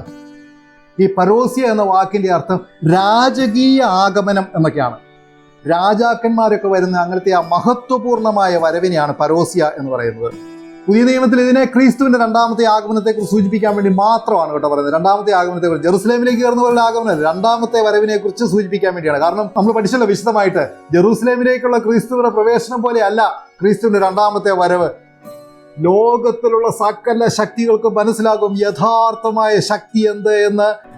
ലോകത്തിന്റെ ഏത് കോണിലുമുള്ള ശക്തികൾക്ക് മനസ്സിലാകുന്ന മഹത്വപൂർണമായ രണ്ടാമത്തെ വരവായിരിക്കും അത്. അതിനെയാണ് പരോസിയ എന്ന് പറയുന്നത്. Catechism of the Catholic church 671, 1040 ഒക്കെ ഇതിനെക്കുറിച്ച് പറയുന്നു. സഭ എന്താ പറയുന്നത് ഇതിനെക്കുറിച്ച്? സഭ പറയുന്ന വാചകം ഞാൻ വായിക്കാം, അപ്പോൾ നിങ്ങൾക്ക് മനസ്സിലാവും. ക്രിസ്തുവിൻ്റെ ഉത്ഥാനത്തിൻ്റെ നിമിഷം മുതൽ അവിടുത്തെ രണ്ടാമത്തെ വരവ് ഏത് നിമിഷവും സംഭവിക്കാം എന്നാണ് സഭ പഠിപ്പിക്കുന്നത്. പൗലോസ്ലീഹ പറഞ്ഞപ്പോൾ തെസ്സലോനിക്കർ വായിച്ച സമയത്ത് നമുക്ക് പൗലോസ്ലീഹയുടെ ആകാംക്ഷ, ക്രിസ്തു ഒട്ടനെ വരുമെന്ന പൗലോസ്ലീഹ പ്രതീക്ഷിക്കുന്നത്, ആഗ്രഹിക്കുന്നത്. അപ്പൊ പൗലോസ്ലീഹ പറയുക, ദേ ക്രിസ്തുവിന്റെ രണ്ടാമത്തെ വരവിന് മുമ്പ് ജീവിച്ചിരിക്കുന്നവരായ നമ്മള് മരിച്ചവർക്ക് മുന്നിലായിരിക്കുകയില്ല എന്ന് ഞാൻ നിങ്ങളോട് പറയുന്നു. എന്താ പൗലോസ്ലീഹ പ്രതീക്ഷ? ഇപ്പൊ സംഭവിക്കും. കാരണം സഭ എങ്ങനെയാ പഠിപ്പിക്കുന്നത്? അത് ഇത്ര 1000 വർഷം കഴിഞ്ഞിട്ടൊന്നും സഭ പറയുന്നില്ല. ഈ നിമിഷം, അടുത്ത നിമിഷം, ഒരുപക്ഷെ നമ്മൾ ഈ സംസാരിച്ചുകൊണ്ടിരിക്കുമ്പോൾ സംഭവിക്കാതെ. അപ്പൊ എന്താ നമ്മൾ ചെയ്യേണ്ടത്? അടുത്ത നിമിഷം ഉണ്ടാകുമെന്ന് കരുതി ജീവിക്കുക. വിശുദ്ധ ഗ്രന്ഥത്തിലെ അവസാനത്തെ വാചകം മാരാനാത്ത, കർത്താവേ വരണമേ. ആ വാചകം ഉണ്ടല്ലോ, അത് പറഞ്ഞു തീരുന്നതിന് മുമ്പ് തന്നെ സംഭവിക്കണമെന്നുള്ള ആഗ്രഹത്തോടു കൂടിയാണ് യോഹന്നാൻ അത് പറഞ്ഞത്. കർത്താവേ വരണമേ. എല്ലാവരും പറയേണ്ട സംഗതി അത്. ഇതേ സംജ്ഞ തന്നെയുണ്ട് 1 കൊറിന്ത്യൻസ് 16:12. ഞങ്ങളുടെ കർത്താവേ വന്നാലും മരണാത്ത, അത് തന്നെയാണ് പറയുന്നത്. ഇനി എപ്രകാരമാണ് സംഭവിക്കുക? നമ്മൾ ഈ പറഞ്ഞ പരോസിയായോടുകൂടിയാണ് സംഭവിക്കുക. ലോകമാസകലം ദൃശ്യമായ ഒരു പ്രതിഭാസമായിരിക്കും അത്. അതാ ഈശോ പറഞ്ഞത്, ഞാൻ വന്നു എന്ന് കേട്ടിട്ട് നിങ്ങൾ അങ്ങോട്ടും ഇങ്ങോട്ടും ഒന്നും ഓടേണ്ട കാര്യമില്ല. ഇന്ന സ്ഥലത്തുണ്ടാകും എന്ന് പറഞ്ഞാൽ നിങ്ങൾ അങ്ങോട്ടൊന്നും ഓടേണ്ട കാര്യമൊന്നുമില്ല. അങ്ങനെയൊന്നും ഒരു സംശയം ഉണ്ടാകേണ്ട കാര്യമില്ല. ലോകത്തിൽ സകല മനുഷ്യർക്കും സകല ശക്തികൾക്കും ദൃശ്യമായ രീതിയിലായിരിക്കും ക്രിസ്തുവിന്റെ രണ്ടാമത്തെ വരവ്. ലോകമാസകലം ദൃശ്യമായ ഒരു പ്രാപഞ്ചിക പ്രതിഭാസമായിരിക്കും അത്. ഞാൻ CCC നിർത്ത വാചകമാട്ടെ പറയുന്നത്. മരണത്തിന്റെ ആത്യന്തികമായ പരാജയവും പുതിയ ലോകത്തിന്റെയും പുതിയ ആകാശത്തിന്റെയും സ്ഥാപനവുമായിരിക്കും. ഞാൻ നേരത്തെ 1 തെസ്സലോനിയൻസിൽ വിശദീകരിക്കാമെന്ന് പറഞ്ഞല്ലോ. അതിനകത്ത് 2-3 കാര്യങ്ങളുണ്ട്. ആ വാചകം നിങ്ങളുടെ മനസ്സിലുള്ളത് കൊണ്ട് ഞാനത് പറയാം. 6 സ്റ്റേജുകളാണ് ഈ പറഞ്ഞ 1 തെസ്സലോനിയൻസ് 4-ാം അധ്യായം 13 മുതൽ 17 വരെയുള്ള ആ ഭാഗത്ത് ക്രിസ്തുവിന്റെ രണ്ടാം വരവിനോടനുബന്ധിച്ച് നടക്കുന്ന കാര്യങ്ങൾ. സഹോദരന്മാരെ, പ്രത്യാശയില്ലാത്ത മറ്റുള്ളവർ ചെയ്യുന്നത് പോലെ നിങ്ങൾ ദുഃഖിക്കാതിരിക്കാൻ നിദ്ര പ്രാപിച്ചവരെ പറ്റി നിങ്ങൾക്ക് അറിവുണ്ടായിരിക്കണമെന്ന് ഞങ്ങൾ ആഗ്രഹിക്കുന്നു. നിങ്ങൾ ബാക്കി ആൾക്കാർ പറയുന്ന വിഡിത്തം ഒന്നും കേട്ട് പേടിക്കരുത്. അതുകൊണ്ട് നിങ്ങൾ മനസ്സിലാക്കാൻ വേണ്ടി ഞങ്ങൾ പറയുന്നു എന്ന് പറഞ്ഞ് പൗലോസ് പറയുക.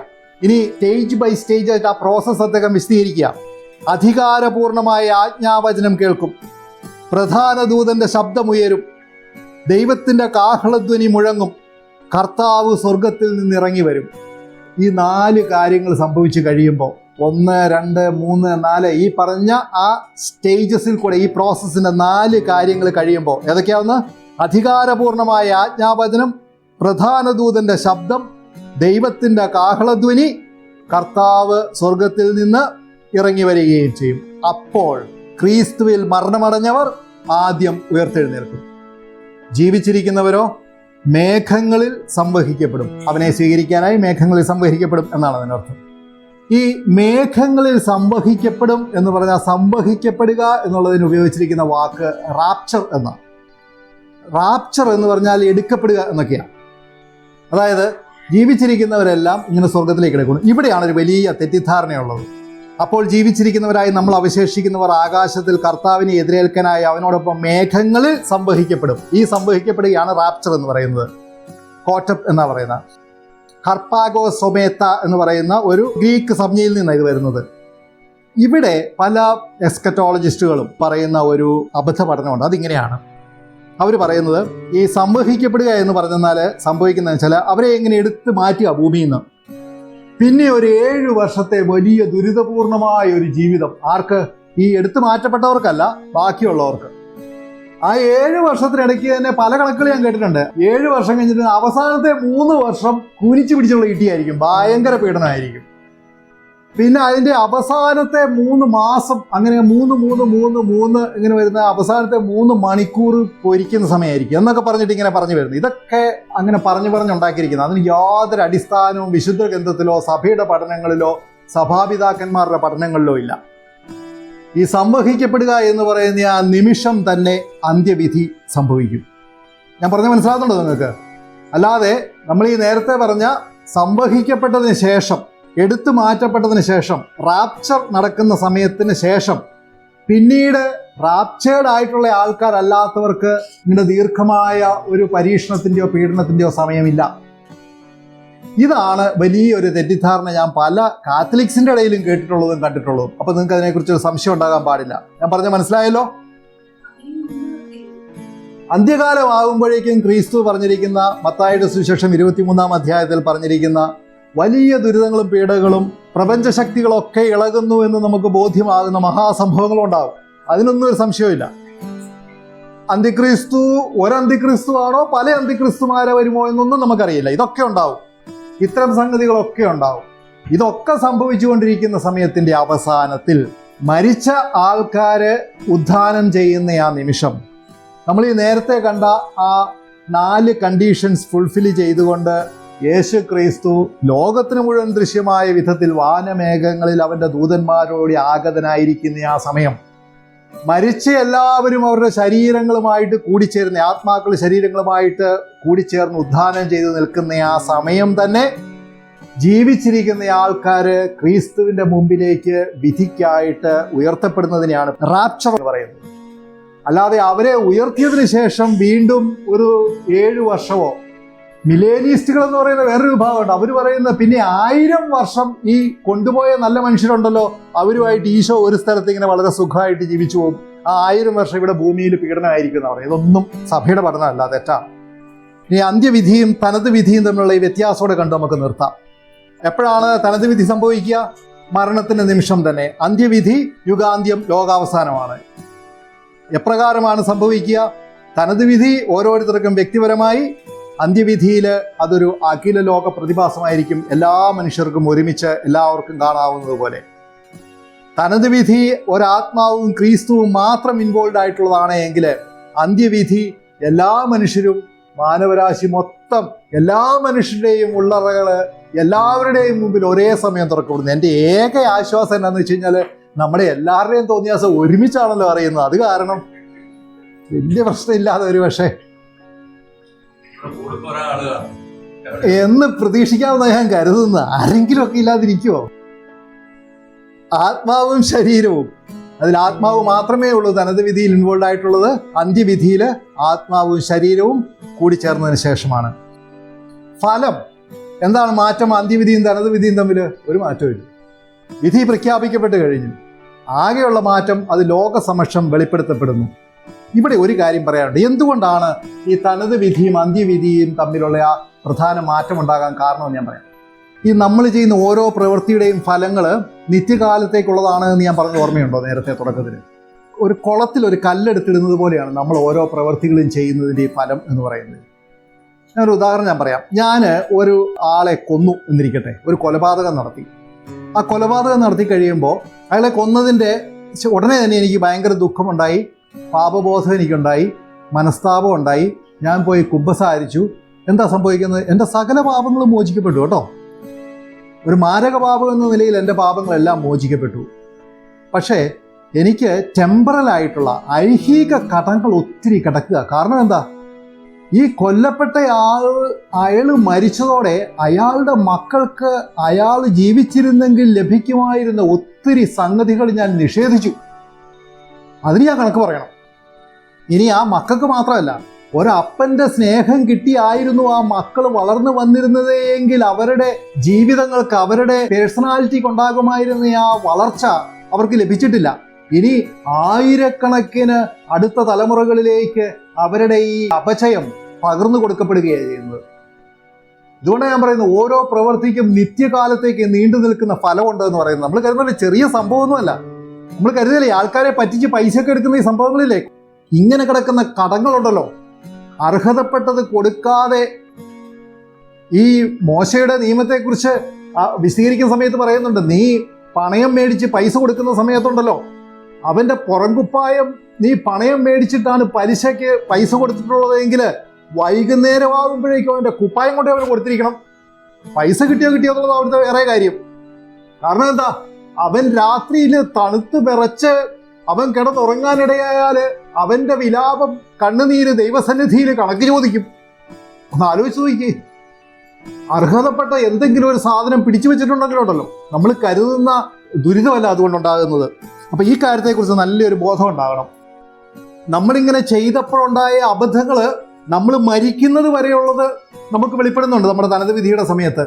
പക്ഷേ അതിൻ്റെ ആ മഹാദുരന്തം, ഒരുപക്ഷെ ചെറുത് എന്ന് നമ്മൾ കരുതിയ ഒരു പാപത്തിന്റെ മഹാദുരന്തം ലോകത്തിന് മുഴുവനും നമുക്കും വെളിപ്പെടാൻ വേണ്ടിയാണ് ഈ അന്ത്യവിധി എന്ന് പറയുന്നത്. ഇവിടെയാണ് ക്രിസ്തുവിന്റെ നീതിബോധം, സഭയുടെ നീതിബോധം, അത് നമ്മൾ എങ്ങനെ സ്വായത്തമാക്കണമായിരുന്നു എന്ന് നമുക്ക് തിരിച്ചറിയാൻ പോകുന്നത്. അതൊരു വലിയ സംഭവമാണ്. പിന്നെ എന്താണ് വിധിയുടെ പർപ്പസ് എന്ന് പറയുന്നത്?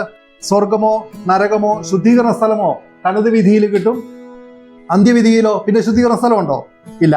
ശരീരങ്ങൾ ഉദ്ധാനം ചെയ്യുന്നു, അവര് രൂപാന്തരപ്പെടുന്നു. ശരീരങ്ങളുടെ രൂപാന്തരണം ദൈവമഹത്വത്തിന്റെയും നീതിയുടെയും വെളിപ്പെടല്. ഒന്നുകിൽ സ്വർഗം അല്ലെങ്കിൽ നരകം, അതിനപ്പുറം മറ്റൊന്നുമില്ല. ഇതിന്റെ ആ സീക്വൻസ് ഞാനൊന്ന് കാണിച്ചു തരാം പെട്ടെന്ന്. ഇതോടെ നമുക്ക് കഴിക്കാം. മരണം സംഭവിക്കുന്നു, തൊട്ടടുത്ത നിമിഷമെന്നേ പറയാൻ പറ്റില്ല, അപ്പം തന്നെ, അവിടെ നിമിഷം എന്നുള്ള വാക്കുകളൊന്നുമില്ല, അപ്പോൾ തന്നെ തനത് വിധി. ഇതോടെ ഭൂമിയിലെ സമയം കഴിഞ്ഞു. ഇതോടെ കഴിഞ്ഞു. പിന്നെ ഭൂമിയിലില്ല. മരിച്ചു കഴിഞ്ഞിട്ട് ആത്മാവ് എത്ര സമയം ഭൂമിയിലുണ്ടാവും? 41 കഴിയുന്നത് വരെ ടെൻഷനാണ്. എന്നോട് നല്ല പരമപരിശുദ്ധരായ കത്തോലിക്കർ പറഞ്ഞു 40 ദിവസമൊന്നുമില്ല, പക്ഷെ 3 ദിവസം നമ്മൾ നല്ല കാര്യങ്ങൾ മാത്രമേ ഈ മരിച്ച ആളെ കുറിച്ച് പറയാവുള്ളൂ. കാരണം ആ 3 ദിവസം ഇവിടെ ഉണ്ടാവും. നമ്മൾ ഈ മോശമൊക്കെ പറഞ്ഞെന്നാൽ ആ 3 ദിവസം സൂക്ഷിക്കണം കേട്ടോ. പലപ്പോഴും ഈ ക്ലാസ്സുകളിൽ തമാശ പറഞ്ഞ ആളെ പ്രശ്നം ഇത് അതുവരെ പറഞ്ഞ് എല്ലാ കാര്യവും പറഞ്ഞു വെച്ചിട്ട് ആ അബദ്ധം എന്താണോ പറഞ്ഞത് അത് ഓർത്തേക്കും. അപ്പോൾ എന്താ സംഭവിക്കുക? അപ്പോൾ തന്നെ സംഭവിക്കും. ഇത് end of time on earth എന്ന് പറയുന്നത് അതുകൊണ്ടാണ്. ഉടനെ തന്നെ ഒന്നുകിൽ സ്വർഗം അല്ലെങ്കിൽ ശുദ്ധീകരണ സ്ഥലം അല്ലെങ്കിൽ നരകം കിട്ടുന്നു. അടുത്ത സ്റ്റേജ് ക്രിസ്തുവിന്റെ രണ്ടാം വരവ്. ലോകം ഇങ്ങനെ മുന്നോട്ട് പോയിക്കൊണ്ടിരിക്കുക. ഒരു മരിക്കുന്ന ഒരാളെ കുറിച്ചാണ് നമ്മൾ ഈ കാണുന്നത് കേട്ടോ. പിന്നെ അടുത്ത സ്റ്റേജ് ക്രിസ്തുവിന്റെ രണ്ടാമത്തെ വരവ്. ആ സമയത്ത് തന്നെ മരിച്ചവരെല്ലാം ഉയർക്കുന്നു, ജീവിച്ചിരിക്കുന്നവര് രൂപാന്തരീകരണം സംഭവിക്കുന്നു. റാപ്ചറും പരോസിയും ഇവിടെയാണ് സംഭവിക്കുന്നത്. അന്ത്യമായ പൊതുവിധി ഈ സമയത്ത് സംഭവിക്കുന്നു. ഇതിനവസാനം നമ്മുടെ നിത്യജീവിതം, ഒരിക്കലും അവസാനമില്ലാത്ത നിത്യജീവിതം. അത് ഒന്നുകിൽ സ്വർഗത്തില് അല്ലെങ്കിൽ നരകത്തില്. എവിടെ വെച്ചായിരിക്കും കാണുക എന്നുള്ളത് ദൈവത്തിന്റെ കയ്യിലിരിക്കുന്ന കാര്യമാണ്. ആകെ ഒരു ആശ്വാസം ഇതാ, അമ്പത്രേസ്യായ നരകത്തിന്റെ ദർശനമൊക്കെ കാണിച്ചു. അമ്പത്രേസ്യയ്ക്ക് പരിചയമുള്ള ഒത്തിരി അച്ഛന്മാരും മെത്രാന്മാരും ഒക്കെ കണ്ടു. പരിശുദ്ധ പിതാവിന്റെ ശബ്ദവും കേട്ടു എന്നാ പറഞ്ഞേ. കുദാശകൾക്കൊന്നും കുറവുണ്ടാകില്ലെന്ന് കരുതാം. ഇത് ഞാൻ തമാശ പറയുന്നുണ്ടെങ്കിലും നമ്മൾ ഭയങ്കരമായ ഒരുക്കത്തോടെയും പ്രതീക്ഷയോടും അതേസമയം തന്നെ വലിയ ആകാംക്ഷയോടെയും കാത്തിരിക്കേണ്ട ഒരു സംഗതിയായിരുന്നു. ഒരു ഫ്രീ ഗെറ്റ് അവേ വിത്ത് എന്ന് പറയുന്ന ഒരു സംഗതി ഇല്ല കേട്ടോ. വിധിക്കപ്പെടുന്നത് നമ്മുടെ ഓരോരുത്തരുടെയും പ്രവൃത്തിയുടെ ഫലമായിട്ടാണ്. എന്താ മാത്യു?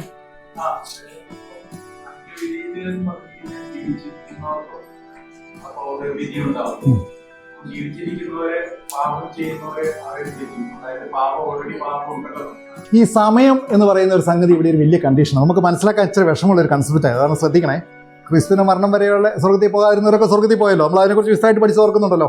ക്രിസ്തുവിന്റെ മരണത്തിന് ശേഷമാണ് ശുദ്ധീകരണ സ്ഥലത്തിന് സാങ്കത്യം ഉള്ളത്. അപ്പോൾ ആ 2000 വർഷം മുമ്പ് ശുദ്ധീകരണ സ്ഥലത്തിൽ കിടക്കുന്ന ആളുണ്ടല്ലോ, ക്രിസ്തുവിന്റെ രണ്ടാം വരവിന് 1 മണിക്കൂർ മുമ്പ് മരിച്ചിട്ട് ശുദ്ധീകരണ സ്ഥലത്തിൽ പോയ ആളുണ്ടല്ലോ. ഒരു നീതികേടല്ലേ സത്യത്തില്? ശരിയാ അല്ലേ? ഈ സംശയം ഉണ്ടാകാതിരിക്കാൻ വേണ്ടിയാണ് ഈശോ പറയാം മുന്തിരിത്തോട്ടത്തിൽ വരുന്ന പണിക്കാരുടെ കണക്ക് പറഞ്ഞത്. പക്ഷെ ഇതിനകത്ത് വേറൊരു സംഭവം കൂടിയുണ്ട്. നിങ്ങൾക്ക് ആശ്വാസം ഉണ്ടാകുന്നൊരു കാര്യം ഞാൻ പറയാം. ഈ സമയം എന്ന് പറയുന്ന സംഗതി ഉണ്ടല്ലോ, ഈ ഭൂമിയിൽ മാത്രം വിലയുള്ള ഒരു കണ്ടീഷനാണ്, ഒരു വ്യവസ്ഥയാണ്. ഈ പ്രപഞ്ചത്തിന് ഉള്ളിൽ മാത്രമേ സമയത്തിന് കൺസെപ്റ്റ് ഉള്ളൂ. ദൈവത്തെ സംബന്ധിച്ച് നമ്മൾ പറയുമല്ലോ, ദൈവത്തിന് പൂർവവുമില്ല ഭാവിയുമില്ല, പ്രസന്റ് മാത്രമേ ഉള്ളൂ എന്ന് പറയുന്നില്ലേ? അതിന്റെ അർത്ഥം എന്താണെന്നറിയാവോ? ദൈവത്തിന് സമയമില്ല എന്ന് അതിനർത്ഥം. എങ്ങനെയാണ് എനിക്ക് നിങ്ങൾക്ക് സമയം ഉണ്ടായത്? നമുക്കൊരു ആരംഭം ഉണ്ടായിരുന്നു, ഒരു അവസാനം ഉണ്ടായിരുന്നു. ഇതിനിടയ്ക്കുള്ള ഈ സമയത്തെ നമ്മൾ കണക്കൂട്ടുന്നതിനാണ് നമ്മളെ സംബന്ധിച്ച് സമയം എന്ന് പറയുന്നത്. നിങ്ങൾ മരിച്ചു കഴിഞ്ഞാൽ പിന്നെ നിങ്ങൾക്ക് സമയമില്ല, ബാക്കിയുള്ളവർക്ക് സമയമുള്ളൂ. മനസ്സിലാകുന്നുണ്ടോ? അപ്പോൾ ഈ ശുദ്ധീകരണ സ്ഥലത്തിൽ ദീർഘമായിട്ട് കിടക്കുന്നു എന്ന് പറയുന്നതും 1 മണിക്കൂർ കിടക്കുന്നു എന്ന് പറയുന്നതും തമ്മിൽ ഫലത്തിൽ മാറ്റമില്ല. കാരണം മരിച്ചു കഴിയുമ്പോൾ പിന്നെ നമ്മൾ ദൈവത്തെ പോലെ നമുക്ക് സമയമില്ല. ഇതിനൊരു ഉദാഹരണം ഞാൻ പറയാം. പാദ്രെ പിയോ ഒരു ദിവസം പാദ്രെ പിയോയുടെ ആശ്രമത്തിൽ ഒരു സന്യാസി, അദ്ദേഹത്തിന്റെ കൂടെ ഉണ്ടായിരുന്ന ഒരു സന്യാസി മരിച്ച് അങ്ങനെ അടിച്ചു കിടക്കുക അവിടെ. അന്നേരം തന്നെ പിയോ ചാപ്പലി വന്ന് പ്രാർത്ഥിക്കുക. അപ്പൊ ഈ മരിച്ച ഈ ആളുടെ ആത്മാവ് ഒരു ദർശനത്തിൽ അദ്ദേഹം കാണുക. ഇങ്ങനെയാ പറഞ്ഞത്, ഞാൻ ശുദ്ധീകരണ സ്ഥലത്തില് കൊടിയ വിശുദ്ധീകരണം സുദീർഘമായ സമയം അനുഭവിക്കുന്നു. മരിച്ചതെപ്പോഴാ? ഇപ്പൊ മരിച്ചിട്ടേ ഉള്ളൂ, ചൂടാറിയിട്ടില്ല. അപ്പൊ പാദ്രി പിയോ ചോദിച്ചു, എങ്കിൽ സുദീർഘമായ സമയം നീ അനുഭവിക്കുന്നു, നീ ഇപ്പൊ മരിച്ചല്ലേ ഉള്ളൂ. അപ്പോ ഈ ആള് പറഞ്ഞു, ശുദ്ധീകരണ സ്ഥലത്തിലെ സമയത്തെക്കുറിച്ച് നിനക്കെന്തറിയാം എന്ന് ചോദിച്ചാൽ, ശുദ്ധീകരണ സ്ഥലത്തിൽ ഈ പറയുന്ന സമയമല്ല, അത് ഒരു നിമിഷം എന്ന് പറയുന്നതും ഈ 2000 വർഷം എന്ന് പറയുന്നതും ഒരുപോലെ തന്നെയാണ് എന്ന് പറയുന്നത്. വിശുദ്ധീകരണം എന്തായാലും ഉണ്ട്, വിധിയുടെ സമയത്ത് ഉണ്ടാകുന്ന വിശുദ്ധീകരണം ഉണ്ടാകും. അത് പക്ഷേ ഈ 1000 വർഷം, 7 വർഷം, 10 വർഷം എന്നൊന്നുമില്ല. നമ്മൾ ഭൂമിയിലെ കണക്ക് വെച്ച് ഒരു പക്ഷേ അത് ഒരു നിമിഷമായിരിക്കും. പക്ഷേ 2000 വർഷത്തെ വിശുദ്ധീകരണവും ഈ ഒരു നിമിഷത്തെ വിശുദ്ധീകരണവും തമ്മിൽ മാറ്റമില്ല ഫലത്തിൽ. അതാണ് നമ്മൾ മനസ്സിലാക്കേണ്ടത്. സമയത്തെ സംബന്ധിച്ചുള്ള ഈ ഒരു കൺസെപ്റ്റ് കിട്ടിയാൽ ജീവിച്ചിരിക്കുന്നവർക്കും അവർക്കും വിശദീകരണമുണ്ട്. ഇതുപോലെ ഇതേ വിശദീകരണം അവർക്കുണ്ട്. സമയം അവിടെ വ്യവസ്ഥയല്ല എന്ന് മാത്രം. ഒരു നിമിഷം മതി. KFC ചിക്കൻ പൊരിച്ചെടുക്കാൻ അധികം സമയം വേണ്ടെന്ന് പറഞ്ഞതുപോലെയാണ്.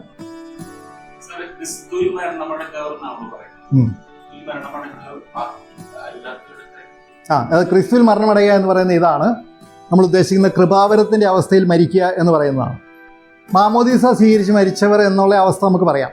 അപ്പോൾ ഇവിടെ ഒരു 3 കണ്ടീഷനുണ്ട്. ഉദ്ദേശം ഇപ്പോൾ ക്രിസ്തുവിനെ അറിഞ്ഞിട്ടില്ലാത്ത ആൾക്കാർ അല്ലെങ്കിൽ ക്രിസ്ത്യാനി അല്ലാത്തവരെന്നൊക്കെയുള്ള അർത്ഥത്തിൽ, അത് ആ അർത്ഥത്തിലാണ് കേട്ടോ. പിതാവും പുത്രനും പരിശുദ്ധാത്മാവിലും മാമോദീസ സ്വീകരിക്കാത്തവർക്ക് സ്വർഗത്തിന് അവകാശമില്ല. അപ്പോൾ അത് പറയുമ്പോൾ ഒരു സംശയം ഉണ്ടാവും, കത്തോലിക്കരല്ലാത്തവർക്ക് സ്വർഗത്തിൽ പോകാൻ പറ്റുമോ? ഇതല്ലേ അടിസ്ഥാനപരമായിട്ടുള്ള സംശയം. അപ്പോൾ മാമോദീസ എന്ന് പറയുന്നത് 3 വിധത്തിലുണ്ട്.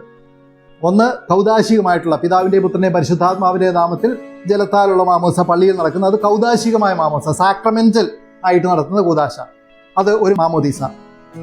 രണ്ടാമത്തേത് രക്തത്താലുള്ള മാമോദീസ എന്ന് പറയും. അതെന്ന് വെച്ചാൽ എനിക്ക് വിശ്വാസമായി ക്രിസ്തുവിൽ, പക്ഷേ ഔദ്യോഗികമായിട്ട് എനിക്ക് മാമോദിസ സ്വീകരിക്കാൻ സാധിച്ചിട്ടില്ല.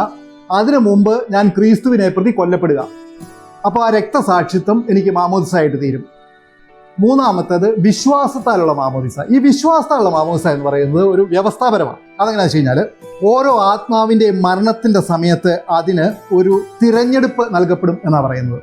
അതിന് കാരണം എങ്ങനെയാണെന്നറിയാമോ? വെറുതെ മരിക്കുന്ന സമയത്ത് നിനക്ക് സ്വർഗം വേണോ നരകം വേണോ എന്ന് ചോദിക്കുകയല്ല ചെയ്യുക. ക്രിസ്തുവിനെ പ്രഘോഷിക്കപ്പെടാത്ത ഒരു ദേശത്ത് ജീവിച്ച ഒരാളെന്ന് കരുതുക. ക്രിസ്തുവിനെ കുറിച്ച് അറിഞ്ഞിട്ടില്ല, അത് സുവിശേഷം അറിഞ്ഞിട്ടില്ല. അതായത് നമ്മുടെ പാപങ്ങൾക്ക് മോചനം നൽകാനായി കർത്താവായ യേശു ക്രിസ്തു മനുഷ്യനായി പിറന്നു, നമ്മുടെ പാപങ്ങൾക്ക് പരിഹാരമായി അവൻ പീഡ അനുഭവിച്ചു, മരിച്ചു. അവന്റെ മരണത്താൽ നമ്മുടെ അസംഖ്യങ്ങളായിട്ടുള്ള അകൃത്യങ്ങൾക്ക് പരിഹാരമായിരിക്കുന്നു. അതുകൊണ്ട് അവൻ നമുക്ക് നമ്മുടെ പാപങ്ങൾക്ക് പരിഹാരം ചെയ്തിരിക്കുന്നതിൽ അവന്റെ രക്തത്തോട് പങ്കു ചേർന്നാൽ എനിക്ക് രക്ഷ പ്രാപിക്കുമെന്ന് പറയുന്നതാണ് സുവിശേഷം. ഈ സുവിശേഷം ഒരിക്കലും കേട്ടിട്ടില്ലാത്ത ഒരാൾക്ക് എങ്ങനെ വിശ്വസിച്ച് മാനസാന്തരപ്പെടാൻ പറ്റും? പറ്റിയല്ലോ. അപ്പൊ അങ്ങനെയുള്ള ഒരാള്, അയാൾ ജീവിക്കുന്ന സാമൂഹ്യ വ്യവസ്ഥതയുടെ മൊറാലിറ്റിയുടെ നിയമങ്ങൾ, അതുകൊണ്ട് ഞാൻ നേരത്തെ പറഞ്ഞത് ഓർമ്മയുണ്ടോ? കീർക്കഗാർഡൊക്കെ പറഞ്ഞ സമയത്ത് മൊറാലിറ്റി എന്ന് പറയുന്ന ഒരു സാധനം ആപേക്ഷികമാണ് എന്ന് എക്സിസ്റ്റൻഷ്യലിസ്റ്റുകൾ പറഞ്ഞു എന്ന് പറയുന്നത്. മൊറാലിറ്റി എന്ന് പറയുന്നത് ആപേക്ഷികമൊന്നുമല്ല. എല്ലാ മനുഷ്യൻ്റെയും ഹൃദയഭിത്തിയിൽ ധാർമ്മികതയുടെ, നീതിബോധത്തിന്റെ നിയമങ്ങൾ എഴുതപ്പെട്ട് വെച്ചിട്ടുണ്ടെന്നാണ് പറയുന്നത്. അതുകൊണ്ടാണ് നമുക്ക് കത്തോലിക്കനും അല്ലാത്തവനും ഒക്കെ ഒരു അകൃത്യം ചെയ്യുന്നതിന് മുമ്പ് ഒരു പിടുത്തം വരുന്നതിന് കാരണം ഈ മൊറാലിറ്റിയുടെ നിയമം. അപ്പൊ ഈ ധാർമ്മികതയുടെ നിയമങ്ങൾ അനുസരിച്ച് ജീവിച്ചിട്ടുള്ള ഒരു മനുഷ്യൻ, അയാൾക്ക് ക്രിസ്തുവിന്റെ പ്രബോധനങ്ങളെക്കുറിച്ച് ഒരു അറിവും കിട്ടിയിട്ടില്ലാത്ത ഒരു സാഹചര്യത്തിലാണ് ജീവിച്ചിരിക്കുന്നത് എങ്കിൽ, അയാൾ മരിച്ചാൽ അയാൾക്ക് ക്രിസ്തുവിനെ ലഭിച്ചിരുന്നു എങ്കിൽ ഈ ധാർമ്മികമായ നിയമങ്ങൾ അനുസരിക്കുന്ന ആ മനുഷ്യൻ തീർച്ചയായും സ്വീകരിക്കുമായിരുന്നു എന്നുള്ള ആ കണ്ടീഷൻ, അതിനെ ഒരു മാമോദിസയായിട്ടാണ് സ്വീകരിച്ചിരിക്കുന്നത്. അപ്പൊ അങ്ങനെയുള്ളവർക്ക് സ്വർഗ്ഗത്തിൽ പോകാം. എന്നാൽ അതേസമയം ക്രിസ്തുവിനെ പ്രഘോഷിക്കപ്പെടുകയും അവന് ക്രിസ്തുവിന്റെ പ്രബോധനം മനസ്സിലാവുകയും എന്നാൽ സ്വമനസാൽ അതിനെ തള്ളിക്കളയുകയും ചെയ്താൽ പിന്നെ രക്ഷയ്ക്ക് കാരണമില്ല. ഇതാണ് സഭയുടെ പഠനം. പറഞ്ഞ മനസ്സിലായോ സംഗതി? കൃത്യമായിട്ട് പറയുന്നുണ്ട്, വളരെ കൃത്യമായിട്ട് പറഞ്ഞിട്ടുണ്ട്. സഭയുടെ പഠനമാണ്. വിധിക്ക് യേശുക്രിസ്തുവാണല്ലോ വിധിക്കാന്ന് പറഞ്ഞാൽ ബൈബിളിൽ വേറൊരു കോണ്ടെക്സ്റ്റില് നമ്മൾ കാണുന്ന ഇതാണ്, നിനിവേ നിവാസികളിൽ തങ്ങളോട് വിധിക്കുക എന്ന് പറഞ്ഞാൽ കുറ്റം വിധിക്കും എന്നുള്ള അർത്ഥത്തിലാണ്. അല്ല കുറ്റം അല്ല, അതിങ്ങനെയാ. അതായത് നിലവേക്കാർ ഇപ്പൊ ഇങ്ങനെ ചിത്രം കാണുക, ഇങ്ങനെ അല്ലോട്ടോ സംഭവിക്കുന്നത്. ചിത്രം കാണുക, നമ്മളൊക്കെ ഇങ്ങനെ ഉദ്ധാനം ചെയ്ത് നിൽക്കുന്നു. അപ്പോൾ നമുക്ക് സഭയുടെ പഠനങ്ങൾ ലഭിച്ചിരിക്കുന്നു, ക്രിസ്തുവിന്റെ പഠനങ്ങൾ ലഭിച്ചിരിക്കുന്നു. ക്രിസ്തു മനുഷ്യനായിട്ട് അവതരിക്കപ്പെട്ടു, അത് മനസ്സിലാക്കി. എന്നിട്ട് നമ്മൾ ക്രിസ്തുവിന്റെ കൃപയെ നിഷേധിച്ചിരിക്കുക. എന്നാൽ അതേസമയം ദൈവത്തിന്റെ ജ്ഞാനം സോളമൻ എന്ന് പറയുന്ന ഒരു മനുഷ്യനിലുണ്ട് എന്ന് കേട്ടതുകൊണ്ട് മാത്രം എത്യോപ്യയുടെ രാജ്ഞി ആ ദേശങ്ങൾ മുഴുവൻ വിട്ട് ദൈവത്തിന്റെ ജ്ഞാനം ഒരു മനുഷ്യനിൽ കണ്ടെത്താൻ വേണ്ടി ഈ തീർത്ഥയാത്ര നടത്തി വരികയാണ്. ഇവിടെ ദൈവത്തിന്റെ ജ്ഞാനമായ മനുഷ്യനായി ദൈവം നിൽക്കുന്ന സമയത്ത് ആ ദൈവത്തെ സ്വീകരിക്കാതിരിക്കുക. നിനവേ നിവാസികളോട് ഒരു മനുഷ്യൻ വന്നിട്ട് പറയുക, നിങ്ങൾ മാനസാന്തരപ്പെട്ട് പ്രായശ്ചിത്തം ചെയ്തില്ല എങ്കിൽ നിങ്ങൾ നശിക്കുമെന്ന് പറഞ്ഞപ്പോൾ അവര് സമൂഹം മൊത്തം പശ്ചാത്തപിച്ച് അവർ മാനസാന്തരപ്പെട്ടു. ക്രിസ്തു എന്ന് നമ്മളോട് പറയുക, എൻ്റെ രക്തത്തിൽ നിങ്ങൾ പങ്കുചേരുന്നില്ല എങ്കിൽ നിങ്ങൾ നശിക്കുമെന്ന് പറഞ്ഞപ്പോൾ അത് നമ്മൾ സ്വീകരിക്കുന്നില്ല.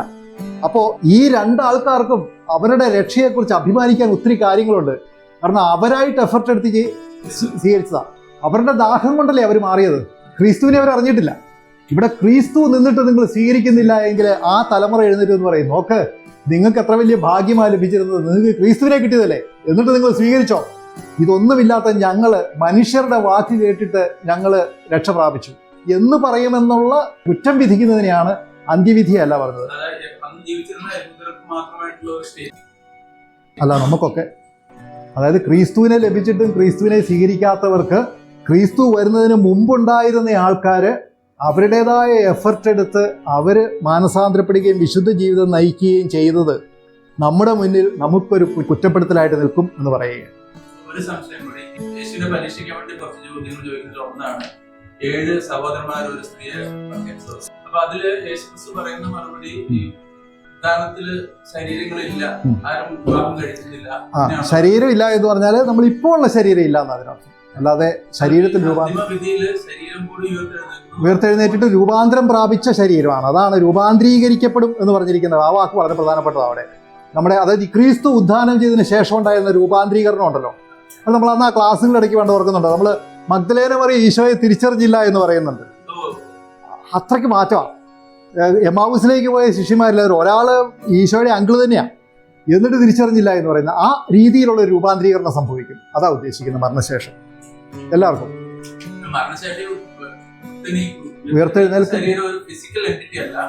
ഫിസിക്കൽ എൻറ്റിറ്റി ആണ്, എന്നാൽ നമ്മുടെ ഇപ്പോഴത്തേതുപോലെ സ്ഥൂലമായിരിക്കുകയില്ല. അതായത് ഭക്ഷണം കഴിച്ചത് പറയുന്നുണ്ടല്ലോ ഈശോ ഉദ്ധാനം ചെയ്തതിനു ശേഷം, എന്നാൽ അടച്ചിട്ട മുറിയിൽ തുറക്കാതെ കയറി വന്നത് പറയുന്നുണ്ടല്ലോ. സെന്റ് പോൾ അതിനെക്കുറിച്ച് ആ കണ്ടീഷൻസ് എല്ലാം ഇങ്ങനെ അത്ഭുതത്തോടെ വിവരിക്കുന്നുണ്ട് ആ സംഗീതം. എന്താണെന്ന് ചോദിച്ചാൽ നമുക്കിപ്പോൾ അറിയാൻ പറ്റില്ല. പക്ഷേ ശരീരമാണ്, എന്നാൽ സ്ഥൂലമായിട്ടുള്ള ശരീരമല്ല.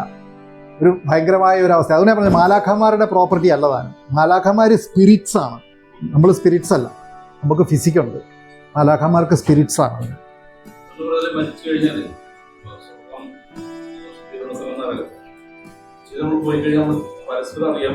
അറിയാൻ പറ്റും. അറിയാൻ പറ്റും. നമ്മൾ പ്രത്യേകിച്ചും കാണാൻ പറ്റും. നിങ്ങൾ മേളിൽ നോക്കുമ്പോൾ നമ്മളെ താഴെ കാണും, എന്തായാലും കാണും. പക്ഷേ അറിയാൻ പറ്റും. പക്ഷേ ബന്ധങ്ങൾ ഇങ്ങനെ ആയിരിക്കും എന്ന് ചോദിച്ചാൽ അതിൻ്റെ ഏറ്റവും വലിയൊരു ഉദാഹരണം ഇങ്ങനെ വേണം അതിനെ പറയാൻ. ഒരു പൂമ്പാറ്റ പുഴുവായിരിക്കുമ്പോൾ അതിന് ഇല തിന്നുന്നതാണ് കൊതി. അതിൻ്റെ മുന്നിൽ തേൻ വെച്ചാൽ അതിനെ സംബന്ധിച്ച് അത് ഛർദ്ദിക്കുന്ന ഒരു അവസ്ഥയാണ് തേൻ എന്ന് പറയുന്നത്. പക്ഷേ ഈ ഇല തിന്നിരിക്കുന്ന ഈ പൂമ്പാറ്റയുടെ പുഴുണ്ടല്ലോ, കൊക്കൂണിനകത്തുനിന്ന് പുറത്തിറങ്ങി കഴിയുമ്പോൾ ഇല എന്നുള്ള അതുവരെ അത് ആർത്തിയോടെ കരുതിയിരുന്ന സാധനം പിന്നെ അതിന് അടുക്കാൻ വരാത്തൊരു സാധനമാകുകയും തേൻ അതിന് ആസ്വാദ്യകരമാകുകയും ചെയ്യുന്ന പോലെയാണ് ഈ മരണത്തിന്റെ ഉദ്ധാനത്തിന് ശേഷം നമുക്കുണ്ടാകുന്ന ആഗ്രഹങ്ങളും നമ്മുടെ ജീവിതത്തിന്റെ അവസ്ഥയും. ഈ ഭൂമിയിൽ നമ്മൾ ഭയങ്കര തീക്ഷ്ണതയോടെ ആഗ്രഹിച്ചവരും അതുപോലെയൊന്നുമല്ല യഥാർത്ഥത്തിൽ മറ്റൊരു ആസ്വാദന ക്ഷമത നമുക്കുണ്ടാകുക എന്ന് പറയുന്നതാണ് സ്വർഗം എന്ന് പറയുന്നത്. അതുകൊണ്ടാണ് ഈശോ പറഞ്ഞത്, 7 സഹോദരന്മാരെ കല്യാണം കഴിച്ച ആ പെണ്ണുണ്ടല്ലോ, ഇതിൽ 6 കൂടെ ഞാൻ ജീവിക്കുമെന്ന് ഓർത്ത് കഷ്ടപ്പെടേണ്ട ഒരവസ്ഥ അവയ്ക്കില്ല. കാരണം വെച്ചാൽ ഉദ്ധാന ശേഷം മാലാഖമാർക്ക് ആസ്വാദനം കിട്ടുന്നത് എന്താ? അത് ദൈവത്തെ കണ്ടുകൊണ്ടിരിക്കുക എന്നുള്ളതാണ്, ദൈവത്തിരുമുഖം ദർശിക്കുക എന്നുള്ളതാണ്. അതുപോലെ നമുക്ക് ആസ്വാദ്യകരമായിട്ടുള്ളത് ഈ വ്യക്തിബന്ധങ്ങളൊന്നുമല്ല, അവയൊക്കെ അവിടെ നിൽക്കെ തന്നെ ദൈവത്തെ കണ്ടുകൊണ്ടിരിക്കുക എന്നുള്ളതാകും. അതുകൊണ്ട് നമ്മുടെ പ്രിയോറിറ്റി മാറിപ്പോകും. അതാണ് അതിന്റെ കാര്യം. പറയുന്നുണ്ടല്ലോ, ഈ പ്രപഞ്ച വസ്തുക്കളെ കണ്ടിട്ട് വിജാതീയർക്ക് ദൈവത്തെ ഇതൊക്കെ ആരാധന അറിയാൻ പറ്റുമെങ്കിൽ എന്തുകൊണ്ട് നീ ദൈവത്തെ കാണാൻ പറ്റിയില്ല, അതുകൊണ്ട് നിനക്ക് അതിനെ ഒരു കഴിവില്ലാന്ന്. അപ്പൊ നമ്മൾ യേശുവിനെ പറ്റി പറഞ്ഞില്ലെങ്കിലും ഒരു ഹൃദയ വിശുദ്ധിയുള്ള ഒരു മനുഷ്യന് ഈശോയെ ലോജിക്കലി നമ്മൾ അറിയേണ്ടതാണ്. അപ്പൊ അതാണ് ഞാൻ നേരത്തെ പറഞ്ഞ ആഗ്രഹത്താലുള്ള മാമോദീസ എന്ന് പറയുന്ന സാധനം. അതാണ്, അതായത് ഈ പ്രപഞ്ചത്തിന്റെ ഈ സെറ്റപ്പ് മുഴുവൻ കണ്ടതുകൊണ്ട് നമ്മൾ മനസ്സിലാക്കാനുള്ള ആവശ്യകതയുണ്ട്. ഒരു സിസ്റ്റം ഇതിനുണ്ടെന്നും ആ സിസ്റ്റത്തെ കൺട്രോൾ ചെയ്യുന്ന ഒരാളുണ്ട് എന്നും അതിലേക്ക് നമ്മൾ എത്തിച്ചേരുക എന്നുള്ളത് ഒരു ന്യായമായിട്ടുള്ള ഒരു ലോജിക്കൽ പ്രോഗ്രഷനാണെന്ന് നമ്മൾ മനസ്സിലാക്കുന്നുണ്ട്. അതുകൊണ്ടാണ് വിജാതീയര് അറിഞ്ഞ് മനസ്സിലാക്കിയതിനെ വെളിപ്പെടുത്തിയിട്ടും സ്വീകരിക്കാത്തതിനെ കുറ്റം പറയുന്നത്.